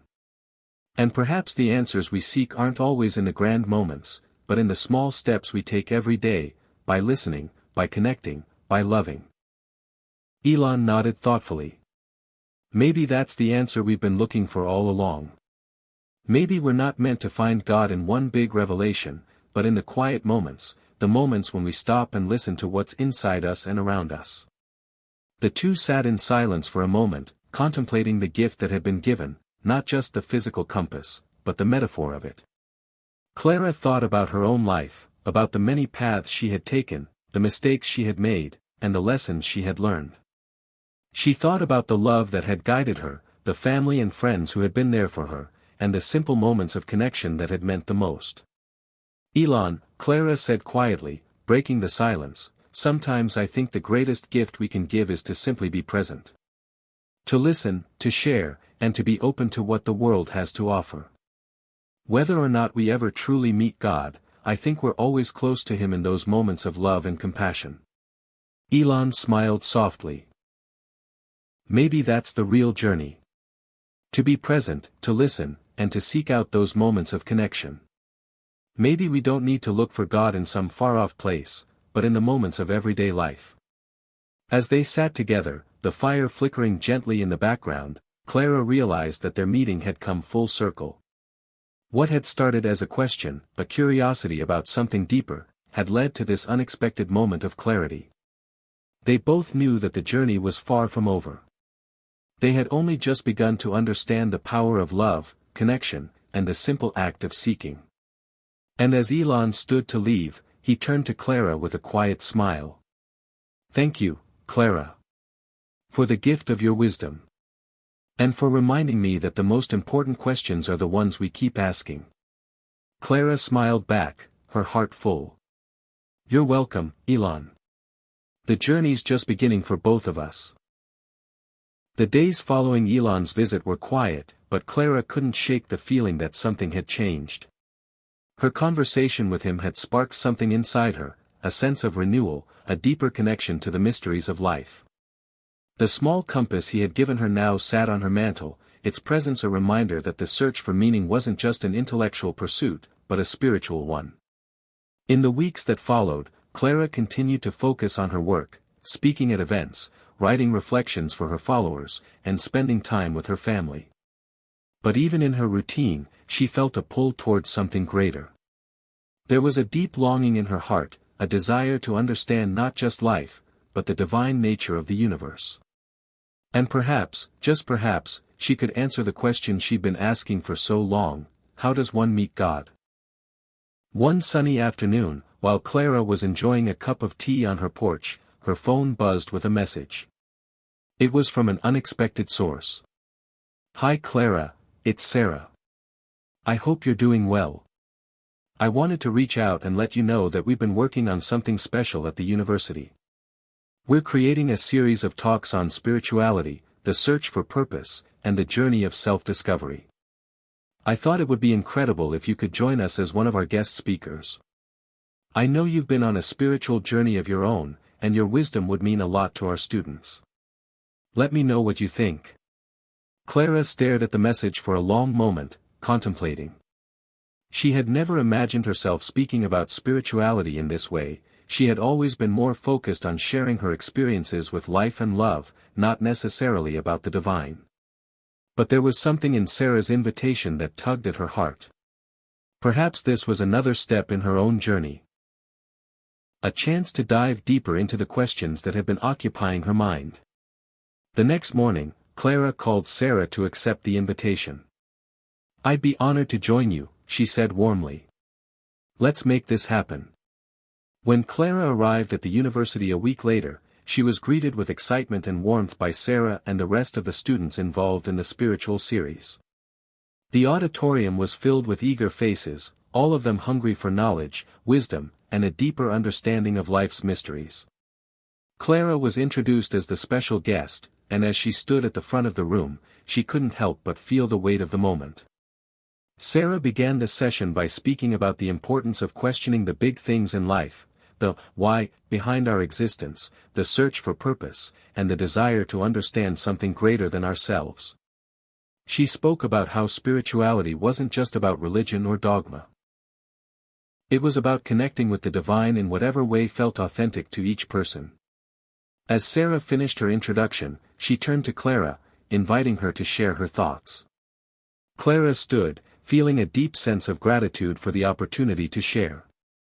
She took a deep breath and looked out over the room, her eyes softening as she began to speak. "You know, when I was asked to join you today, I wasn't sure where to start," Clara began. "I've spent most of my life asking questions. Why are we here? What is the purpose of all this? I've lost people I loved deeply, and I've wondered, in those moments of grief, where they go. And perhaps most of all, I've wondered how we can ever truly meet God, if that's even possible." There was a gentle silence in the room as Clara's words hung in the air, resonating with each listener. "I'm not here to give you all the answers," she continued, "because I don't have them. But I do know this: the search for meaning isn't about finding a single, definitive answer. It's about the journey. It's about being open to the mystery, to the unknown. And above all, it's about love." Clara paused for a moment, allowing her words to sink in. The students were quiet, their eyes fixed on her, waiting for her to continue. "I've spent many years searching for answers, and I've come to realize that perhaps the most profound answer I've found is this: God, or whatever you want to call it, is present in every moment of connection. It's in the love we share with others, the way we care for one another, and the compassion we show to those in need. For me, meeting God isn't about waiting for some grand revelation. It's about being fully present in the world, embracing it with all its beauty and its pain." Clara felt a warmth fill her chest as she spoke. She wasn't just sharing words anymore, she was sharing a truth that had become the core of her being. "There's a quote I love," Clara said, her voice soft but steady. "When you do things with love, you are doing them with God. And I believe that. I believe that God isn't some far-off entity we need to seek in distant places. He is right here, in the way we love, in the way we care, in the way we live." One of the students raised their hand, and Clara nodded for them to speak. "Clara, you say love is the key. But how do we love in the hardest times? When life feels unfair, or when we're in pain, how do we still choose love?" Clara smiled gently, knowing that this question had been asked by so many throughout the ages. "That's the hardest part," she said quietly. "Love isn't easy. It's not just the warm, comforting love we feel for those we're closest to. Love is also the courage to show compassion when we're hurting, to forgive when it feels impossible, and to hold on to hope even in the darkest moments. Love is the greatest challenge we face. But it's also the greatest gift." The room was silent, the weight of her words hanging in the air. Clara could feel the students processing what she had said. It was as though they had all been searching for something, and in that moment, they had found a small piece of the answer. As the session came to an end, Clara felt a sense of fulfillment unlike any she had ever experienced. She had shared her heart, and in doing so, had helped others find a deeper connection to the world around them, and perhaps even to the divine. Walking off the stage, Sarah came up to Clara, her eyes shining with gratitude. "That was incredible, Clara. You've given us all so much to think about. I can tell you touched everyone here today." Clara smiled, her heart full. "Thank you, Sarah. It's an honor to be a part of this. And remember, we're all just walking each other home. One step at a time." In the weeks following her talk at the university, Clara found herself reflecting more deeply on the concept of love, the connections she had formed, and the powerful impact her words seemed to have on others. Despite the success of her public speaking, she felt an increasing sense of yearning, a desire to take the lessons she'd been learning and apply them to her own life in a more profound way. It was a Thursday evening when the next turning point came. Clara had just finished her routine of watering the plants in her garden and was sipping a cup of tea on the porch. The day had been unremarkable in many ways, but there was a stillness in the air that felt different, as if the world was waiting for something. Her phone buzzed, and she reached for it absent-mindedly. It was a message from Elon Musk. "Clara, I hope all is well. I've been doing a lot of thinking, and I wanted to check in. The conversations we've had recently have stayed with me, and I'd love to hear your thoughts on something. Are you open to a call?" Clara stared at the message for a moment. Elon had always been kind, but his words hinted at something deeper. Maybe he had been reflecting on their conversations as much as she had. Clara thought for a moment before replying. "Of course, Elon. I'd be happy to talk. How about tomorrow afternoon?" The next day, just as the sun was beginning to dip below the horizon, Clara sat in her living room waiting for the call. When her phone rang, she answered it with a sense of anticipation. "Clara," Elon's voice came through, calm and steady. "I've been meaning to share something with you. It's something I've been struggling with, something that ties back to our conversation about purpose and meaning." Clara leaned forward, her attention focused. "Go on," she encouraged gently. "I've been working on so many projects lately, SpaceX, Tesla, Neuralink. I've been consumed by them. But the more I work, the more I feel lost. I realize that no matter how much I accomplish, it doesn't seem to fill the void I have inside me. I'm not just talking about a lack of personal fulfillment. I feel disconnected from something greater. Something I can't quite explain. And I think that something is what you've been searching for too, how to meet God, how to understand the deeper meaning behind all of this." Clara paused, her heart opening to him. She had always felt that Elon's relentless drive masked something deeper, a search for answers that was more than about technology or progress. "I think you're right, Elon," Clara responded softly. "The more we chase external success, the more we risk losing the connection that truly matters, the connection to ourselves and to the world around us. But the answers, I believe, aren't in the external things we create. They're inside us, in the quiet moments of introspection and in the relationships we build." Elon was silent for a moment, as if processing her words. Then he spoke again, this time with more conviction. "I've been thinking a lot about what you said, about how love is the key to understanding the divine, how it's present in every act of kindness and connection. I've been so caught up in creating things, in changing the world through innovation, but I haven't paid attention to the little things, the way we treat each other, the way we listen, the way we care." Clara felt a warmth spread through her chest. "That's the heart of it, Elon. Love is not something we can manufacture or force. It's something we can only nurture. It's in the way we show up for one another, even when it's hard, even when we don't have all the answers. It's in the willingness to listen and to be present with others in their pain and joy." She paused before continuing. "I think that's how we meet God, not in some grand revelation, but in the simple act of being present with one another, in our everyday lives." There was a long silence on the other end of the line. Clara could almost hear Elon's mind working through her words. "You know, Clara," he finally said, his voice quieter now, "I've been looking for something that's bigger than all of this. Bigger than the next launch or the next breakthrough. And maybe you're right. Maybe it's about slowing down and embracing the small moments. Maybe that's the real breakthrough we all need." Clara smiled, a gentle and knowing smile. "I think you're getting closer, Elon. It's a difficult path to walk, but the rewards are immeasurable."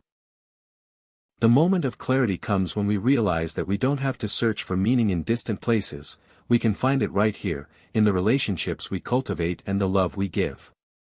The call ended soon after, and Clara sat back in her chair, reflecting on the conversation. She could feel the significance of it. Elon was beginning to understand something she had only recently come to realize herself. That the search for meaning, for God, for connection, wasn't a task to be completed with grand gestures or discoveries. It was found in the small, everyday moments when we chose to show up for each other. The next morning, as Clara sat at her kitchen table drinking her coffee, she received another message from Elon. Clara, I've been thinking about our conversation all night. I'm going to take a step back from some of the projects I've been working on. I'm going to focus on the people in my life, my family, my team, my friends.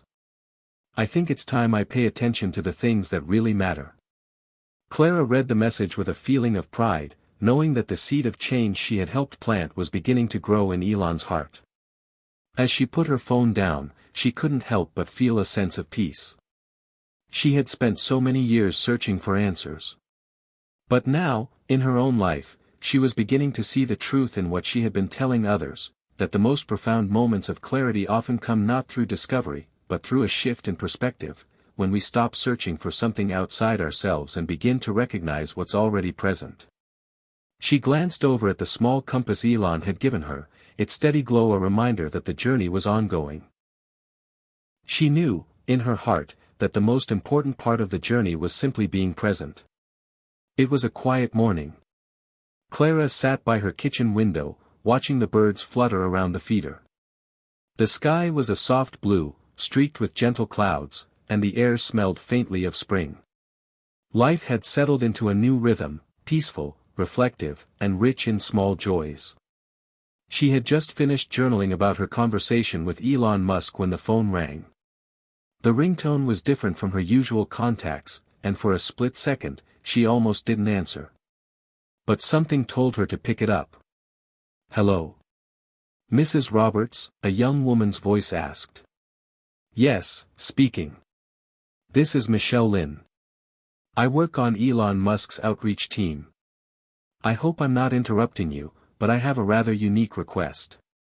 Clara straightened in her chair. "Go on. Elon was deeply moved by your last conversation. So much so, in fact, that it's inspired a new project, something quite personal for him. He's calling it the Divine Initiative. It's an interdisciplinary think tank combining science, philosophy, faith, and ethics. The goal is to explore human consciousness and our connection to, well, everything bigger than us. He's asked for you to be part of the first roundtable discussion. In person. At Starbase in Texas. Clara blinked. He wants me to, what? Speak. Share. Be part of shaping the conversation. Elon believes your voice, your perspective, is vital. We're flying in spiritual leaders, philosophers, scientists, and even a few astronauts. He thinks you belong at the table. Clara was stunned. She had spent most of her life in small towns, focused on family and simple truths. And now she was being invited to a gathering of the brightest minds in the world to discuss the soul of humanity. I need a moment to think. Of course, Michelle replied warmly. But I will say this, he specifically asked that you be there. He said, and I quote, "Clara reminds me that not everything meaningful needs to be invented. Some things just are." That did it. Clara agreed.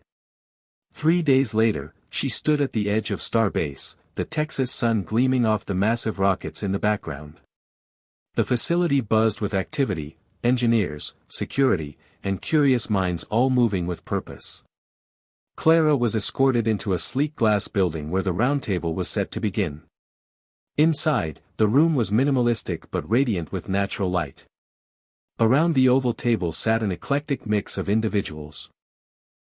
A Jesuit priest, a Zen Buddhist monk, a neuroscientist from MIT, a renowned AI ethicist, a female astronaut, and now, Clara. Elon entered the room last. He greeted her with a warm hug. "You came," he said simply. "I wasn't about to miss this," Clara replied, smiling. Elon stood before the group.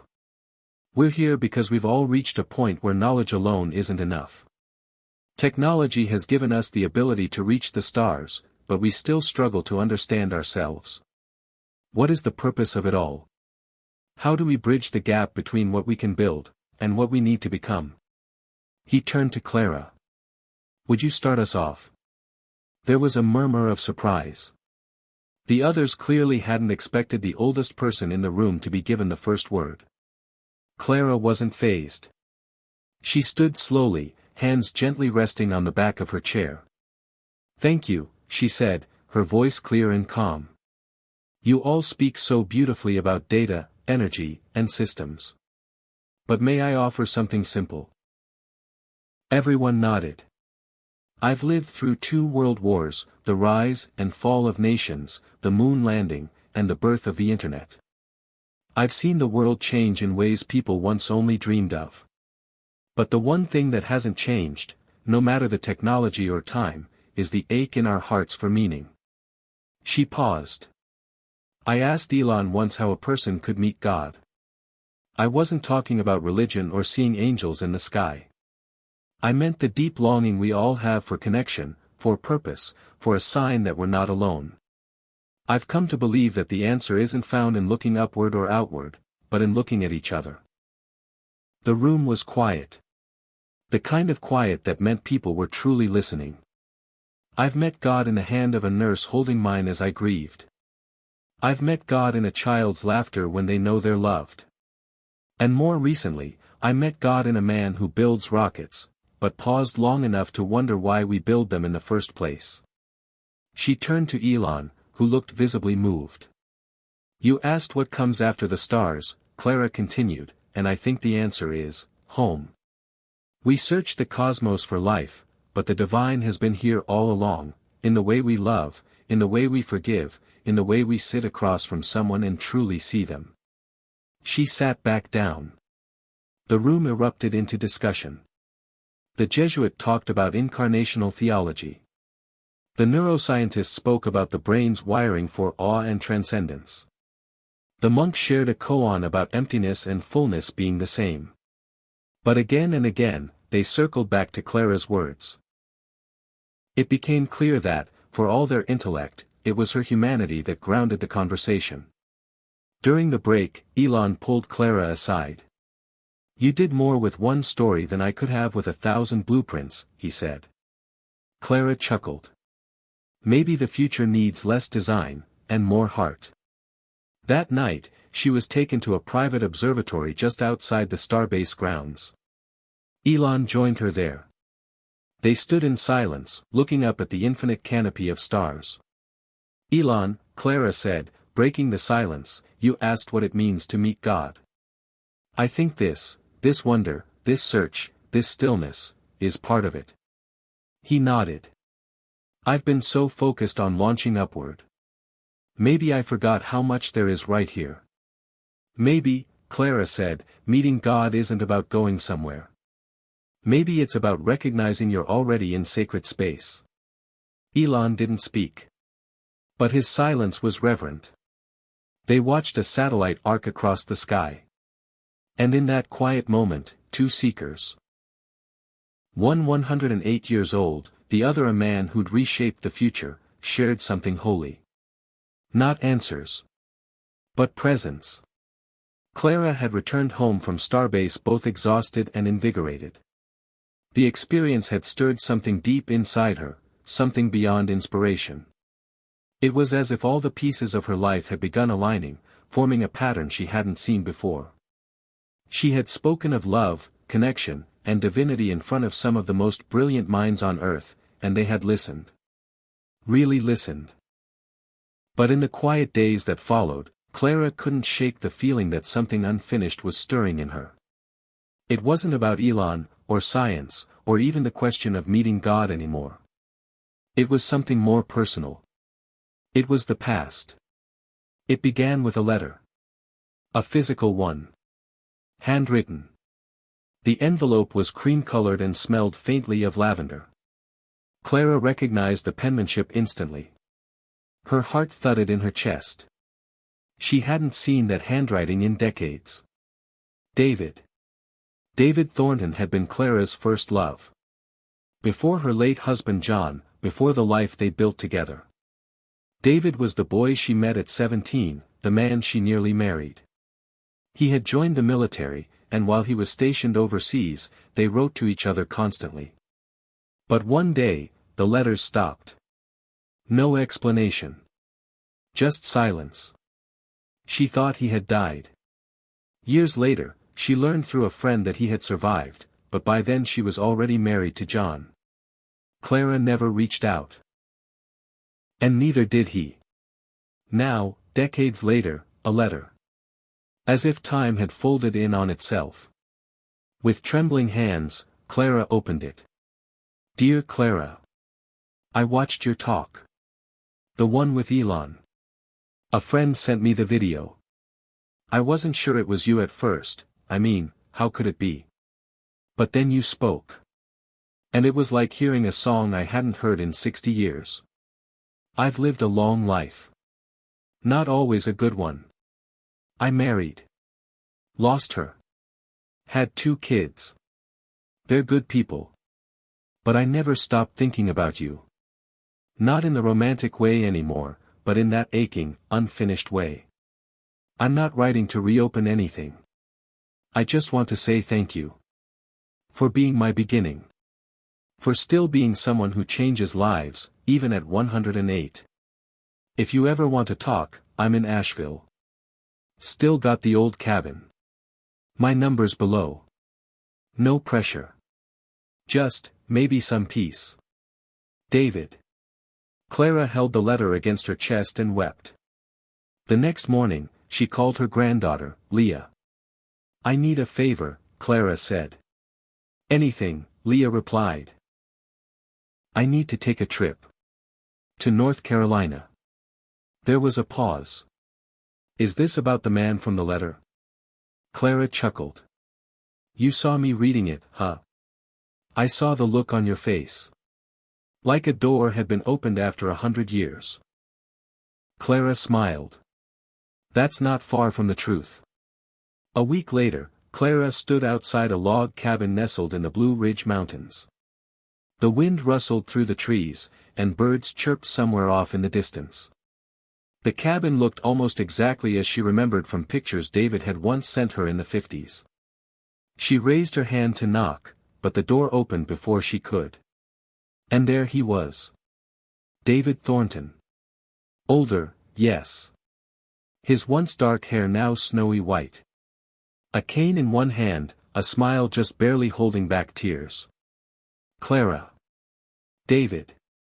They stood in silence, taking each other in. I wasn't sure you'd come, he said finally.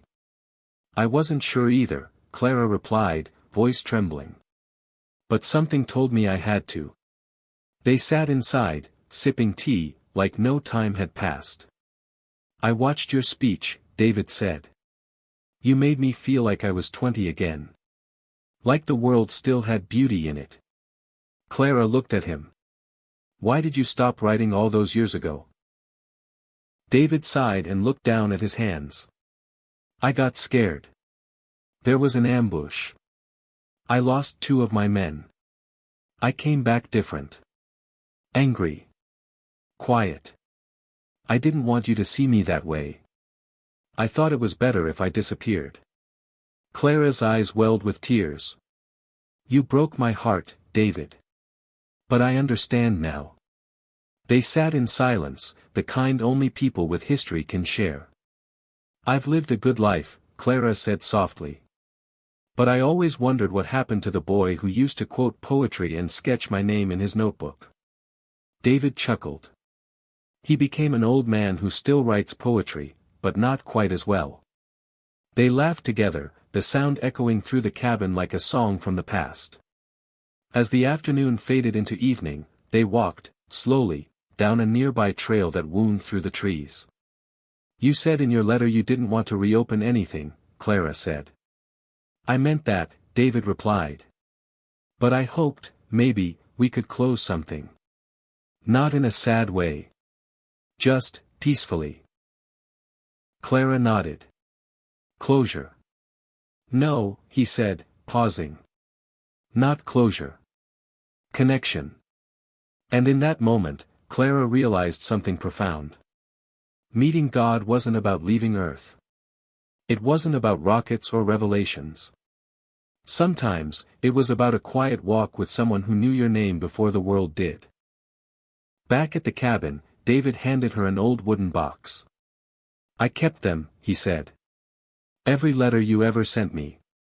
Clara opened the lid slowly. Her own handwriting stared back at her. The girl she had been, the hope, the love, the courage, preserved in ink. "Do you ever wonder why we lived so long?" David asked. Clara smiled. "So we could have this moment."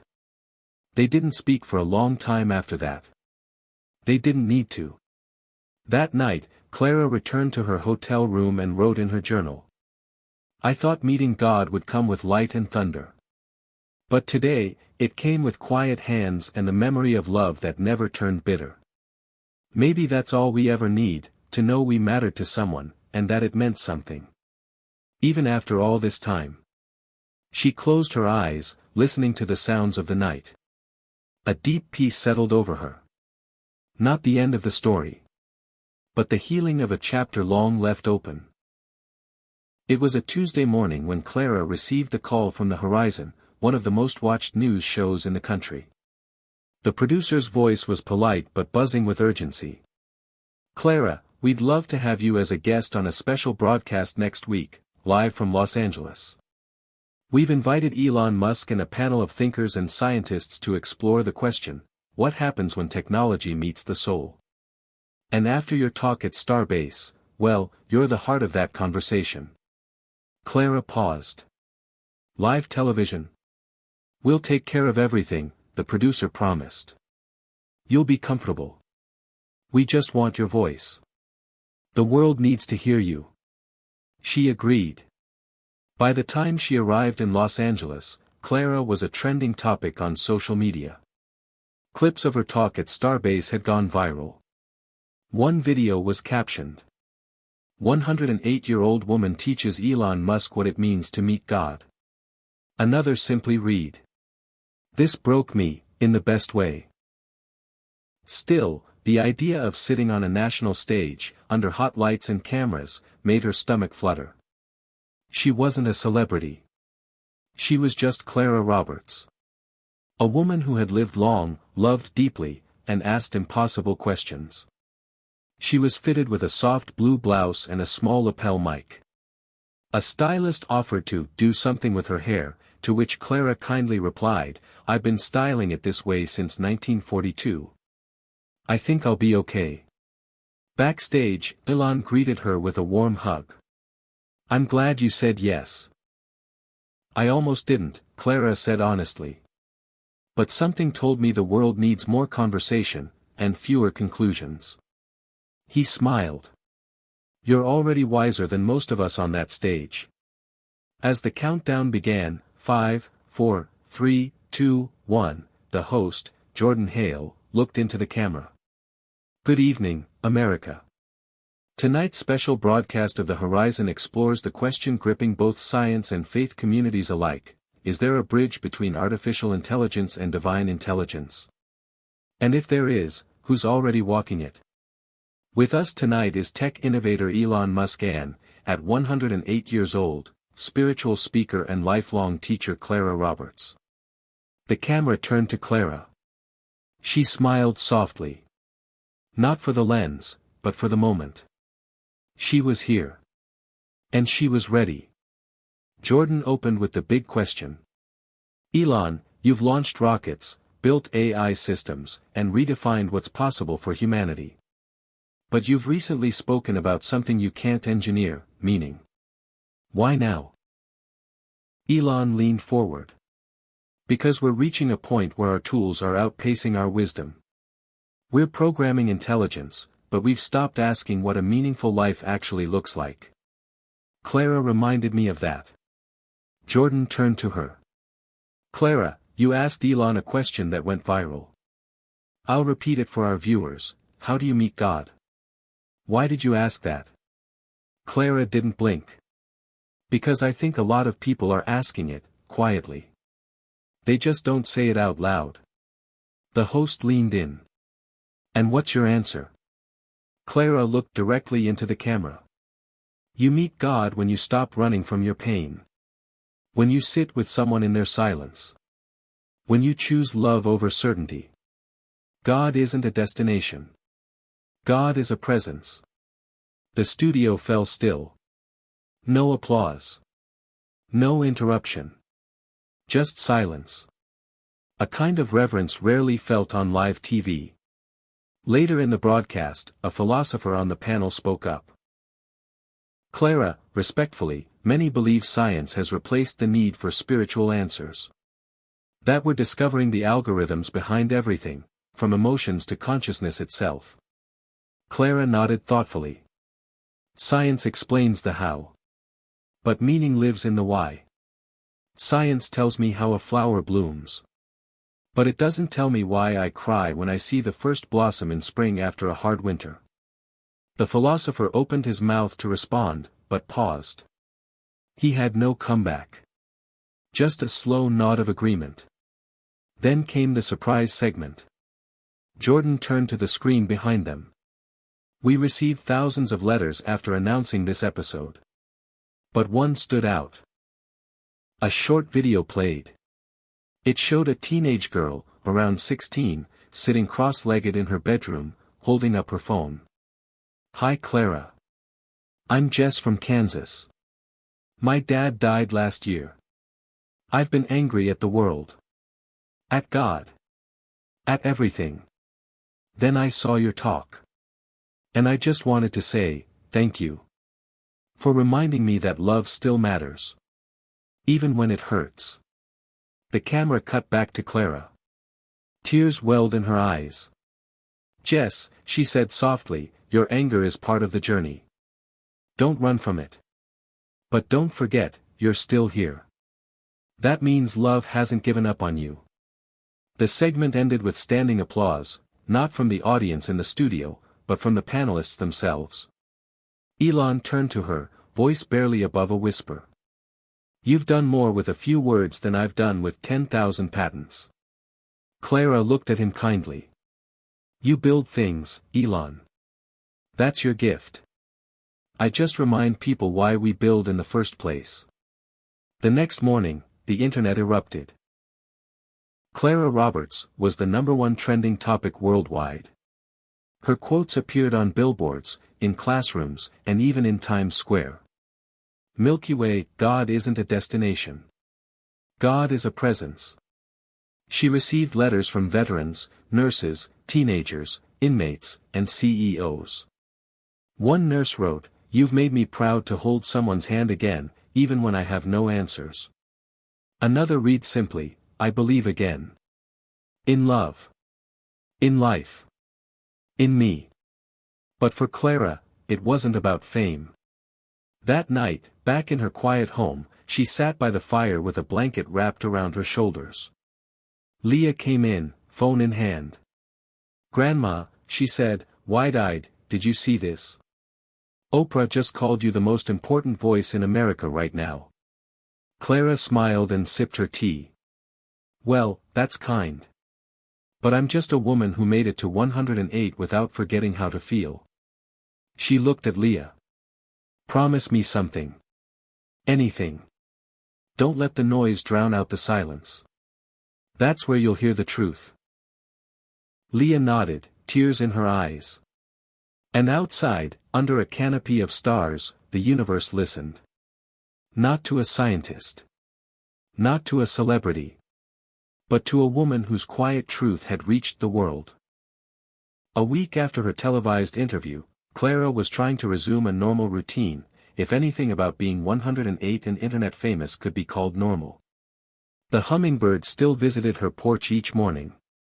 Her neighbor still brought fresh bread every Thursday.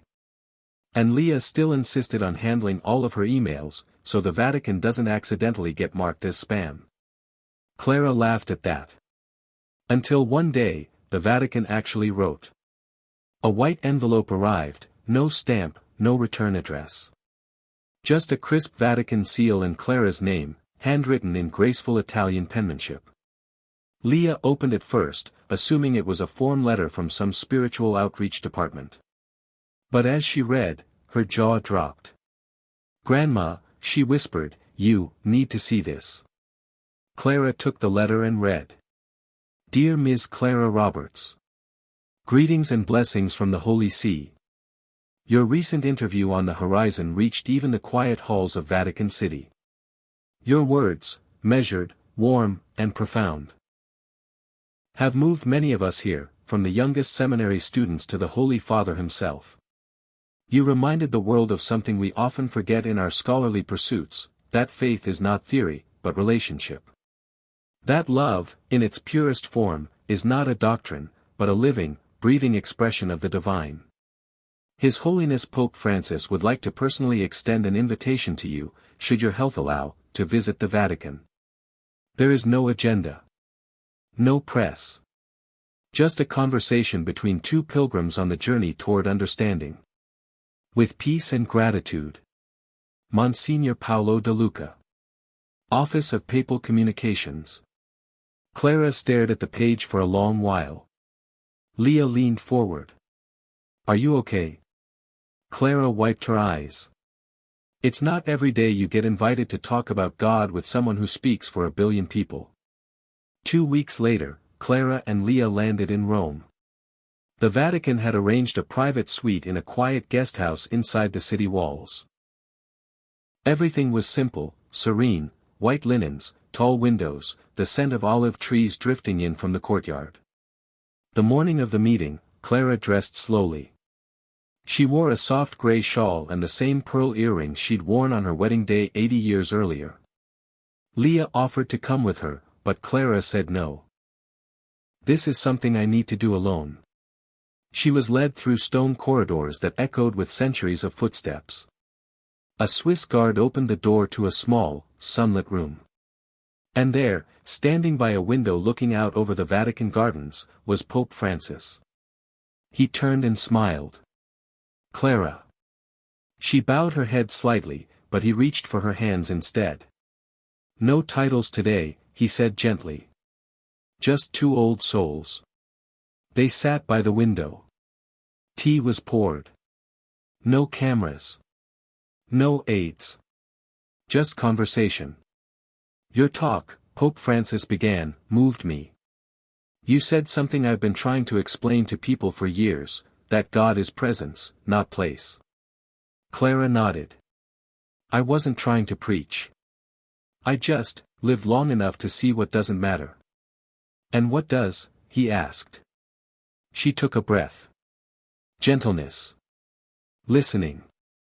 Forgiveness when you've been hurt. Holding a hand when someone's afraid. That's where I've met God. He smiled, deeply. You've described the gospel better than most theologians. Clara chuckled. Don't tell them that. They've worked very hard. They sat in companionable silence for a moment. Then Francis asked, Do you fear death, Clara? She looked out the window. The olive trees swayed in the breeze. No, she said slowly. I think I feared being forgotten more. But lately, I feel like the world has reminded me that I was never invisible. And even if I had been, love saw me the whole time. The Pope's eyes shimmered. May we all feel that before our time comes. They prayed together, not formally, but softly, like two friends sharing a wish. Then he reached into a small wooden box beside him and pulled out a delicate silver pendant. I'd like you to have this, he said. It's a replica of one we give to pilgrims. But I think you've been on a pilgrimage of the heart longer than most. Clara took it, touched by the simple beauty. It bore a small engraving, Pax Edi Lux, peace and light. As she stepped back into the Roman sunlight, Clara felt lighter. Not because of the honor, but because of the affirmation. The journey of a lifetime, her questions, her pain, her hope, had led to this. And it had all started with one question: how do you meet God? Now, having spoken with a man the world called the Vicar of Christ, she realized something vital. Even he was still asking. That night, Clara and Leah walked the cobbled streets of Rome, stopping for gelato. Leah asked, what was he like? Clara smiled. Tender. Tired. Hopeful. Did he tell you any secrets about heaven? Clara looked up at the stars. No, she said. But I think we both agreed, it's probably not as far away as we think. The next day, before boarding their flight, Clara mailed one postcard. It was addressed to Elon Musk. She wrote. Elon. I spoke with the Pope. He reminded me a lot of you, curious, thoughtful, a little overwhelmed by the weight of expectation. But do you know what he said to me? We are not called to build ladders to heaven. We are called to open the doors between us. Keep building, my friend. But don't forget the doors. Clara. The news came quietly. A small ache in her chest, followed by a brief moment of darkness. Clara had felt strange for a few days, tired in a way she couldn't quite explain. Not just age-tired, but soul-tired. Like the world was exhaling through her. At the hospital, the doctor was kind. He had soft eyes, younger than Leah, and spoke gently. There's some heart deterioration we didn't see before. At your age, it's hard to say how much time you have. Could be weeks. Could be days. Clara nodded. We all know the ending. Doesn't mean we don't enjoy the chapters. That night, back home in her favorite chair, Clara looked out the window at the night sky. Leah sat across from her, silent. I'm not afraid, Clara said. I am, Leah replied, voice cracking. You're my best friend. Clara smiled, weakly. That's the best thing anyone's ever called me. There was silence. Then Leah asked, if you could say one last thing to the world, just one, what would it be? Clara thought for a long moment, then whispered. Love louder than fear. The next morning, Clara's story exploded again, but this time not because of a speech, or a talk show, or a Vatican visit. This time, it was Elon. He posted a message on X, formerly Twitter. Clara Roberts taught me more about the soul than 1,000 equations ever could. I owe her the vision for our next launch. We're dedicating a capsule to her journey, because the sky deserves to carry her story. Meet God Mission. And just like that, it was real. The Meet God Mission. A memorial capsule. One that would orbit the Earth carrying only 3 things. 1. A digital archive of Clara's speeches, letters, and life story. 2. A handwritten note from her journal, we meet God in each other. Keep looking. 3. A small vial of soil from her garden back in Oregon. It wasn't a memorial in the traditional sense. It was a beacon. A message to the stars, love was here. News outlets around the world covered it. Celebrities quoted her. Spiritual leaders wrote essays inspired by her words. Elon Musk did a special interview with NASA, stating, the mission isn't religious. It's human. Clara reminded us that we're not just explorers, we're caretakers. We owe the stars our truth, and hers was the most beautiful I've heard. Clara was still at home during all of it. Not in a hospital. Not hooked to machines. Just in her chair, surrounded by photos, flowers, and quiet. People came to say goodbye. A rabbi from Chicago who had quoted her in a sermon every week for 6 months. A young nurse from a cancer ward who said Clara's words gave her the strength to sit with patients during their final hours. A former inmate who said her story changed his life after 20 years behind bars. And finally, David Thornton, her first love, who kissed her hand and said, you closed every chapter one ever left open. Elon called. They didn't talk long. He didn't try to say anything grand. He just said, thank you for helping me build something I didn't know I needed. And Clara replied, thank you for listening when you didn't have to. The launch was scheduled for the following Saturday. She wouldn't live to see it. But she didn't need to. Because as her breathing slowed, and Leah curled beside her, holding her hand, Clara whispered something soft and steady. Don't wait for heaven. Make it. At 6:12 a.m. on Friday morning, Clara Roberts passed away in her sleep. Leah found her still smiling. The pendant from the Pope rested against her chest. Her journal lay open beside her, the last line written in elegant, wavering script. I think I'm ready now. The world paused. Even the news anchor spoke slower. Even the internet scrolled a little softer. The Meet God mission launched on a crisp, clear morning.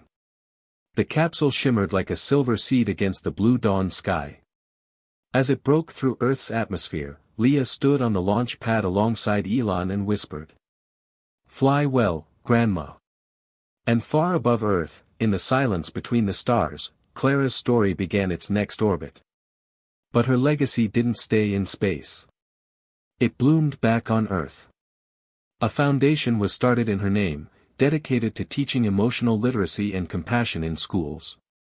A movement was born, #LoveLouder, inspiring millions to do one kind thing a day in Clara's memory.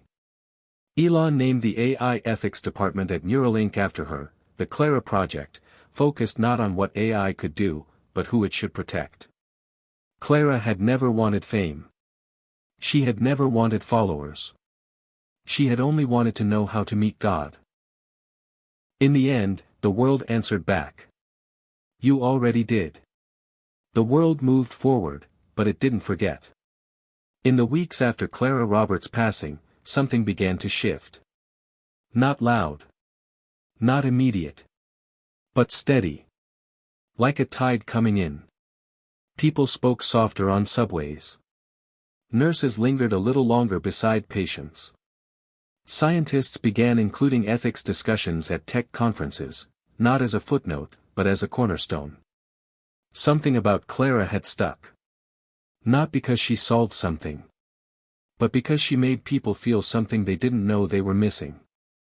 Leah stood on the stage of the Clara Roberts Foundation's inaugural summit just 6 months later. The auditorium was filled with educators, engineers, spiritual leaders, artists, and students. All drawn by one woman's story. Behind Leah, a massive screen displayed a quote in soft white letters. "We meet God in each other. Keep looking." Leah took a deep breath and began. My grandmother didn't teach theology. She didn't have a degree in quantum physics or divinity. But what she did have was time, 108 years of it. And she used every year to listen, to ask better questions, and to love harder than the world often deserved. That's why you're here today, not to remember her, but to continue what she started. She looked up, scanning the faces in the crowd. We don't honor Clara by putting her on a pedestal. We honor her by doing what she asked, building doors instead of ladders. Choosing presence over performance. Choosing kindness when it's inconvenient. The room erupted into applause, not out of obligation, but from deep knowing. The Meet God mission continued orbiting Earth. People tracked it online like a sacred satellite. Children in classrooms across America followed its path on digital maps. There was even an app that sent daily Clara quotes each time the capsule passed over your location. One read, "Don't rush to be remembered. Slow down to be real." Another, "Some people leave the world better not because they changed it, but because they changed us." In a quiet corner of South Africa, a young woman named Thandai used Clara's words to write a forgiveness curriculum for tribal communities still healing from apartheid. In Japan, a Shinto priest quoted her during a sunrise ceremony, saying, "She met God not through rituals, but through relationship." That is Kami. In rural Indiana, a retired truck driver who had never once considered prayer said to his neighbor, "I don't know about God, but I want to live like Clara did." Meanwhile, in SpaceX's innovation lab, Elon stood before his team. "We're not naming our next Mars simulation after a number or a tech spec," he said. "We're naming it Project Clara. Because if we're going to take humanity to another planet, we better take our humanity with us." Leah received letters for years. One from a grieving mother in New Zealand. "Clara reminded me that my son's death wasn't the end of our love story. It just changed the chapter." One from a tech executive. "She made me want to build things that heal, not just scale." And another from a boy in the Bronx, age 10. "If I meet God, I hope she's like Clara." On the first anniversary of Clara's passing, Leah visited her grave, a simple stone beneath a cherry tree, as Clara had wished. The inscription read: Clara Roberts. 1915 to 2024. She met God in us. Leah sat under the tree and opened Clara's old journal. Tucked in the back was a page Leah had never noticed. Just a single paragraph written in Clara's slanted script. If you're reading this, I'm gone. Or maybe not. Maybe I'm just ahead of you now, in some field of light where laughter doesn't echo, it sings. If you ever wonder where to find me, try this: sit quietly. Breathe. Forgive someone. Love wildly. Then listen. I'll be there. See. As the sun dipped below the horizon, Leah looked up at the evening sky. And just for a moment, one bright dot moved across the stars. The capsule. Still orbiting. Still telling her story. Still whispering, love louder. Live softer. Keep looking. Hit subscribe and leave a comment with where you're watching from. This story might just spark a new beginning. What's one thing that always pushes you forward, even when things get tough?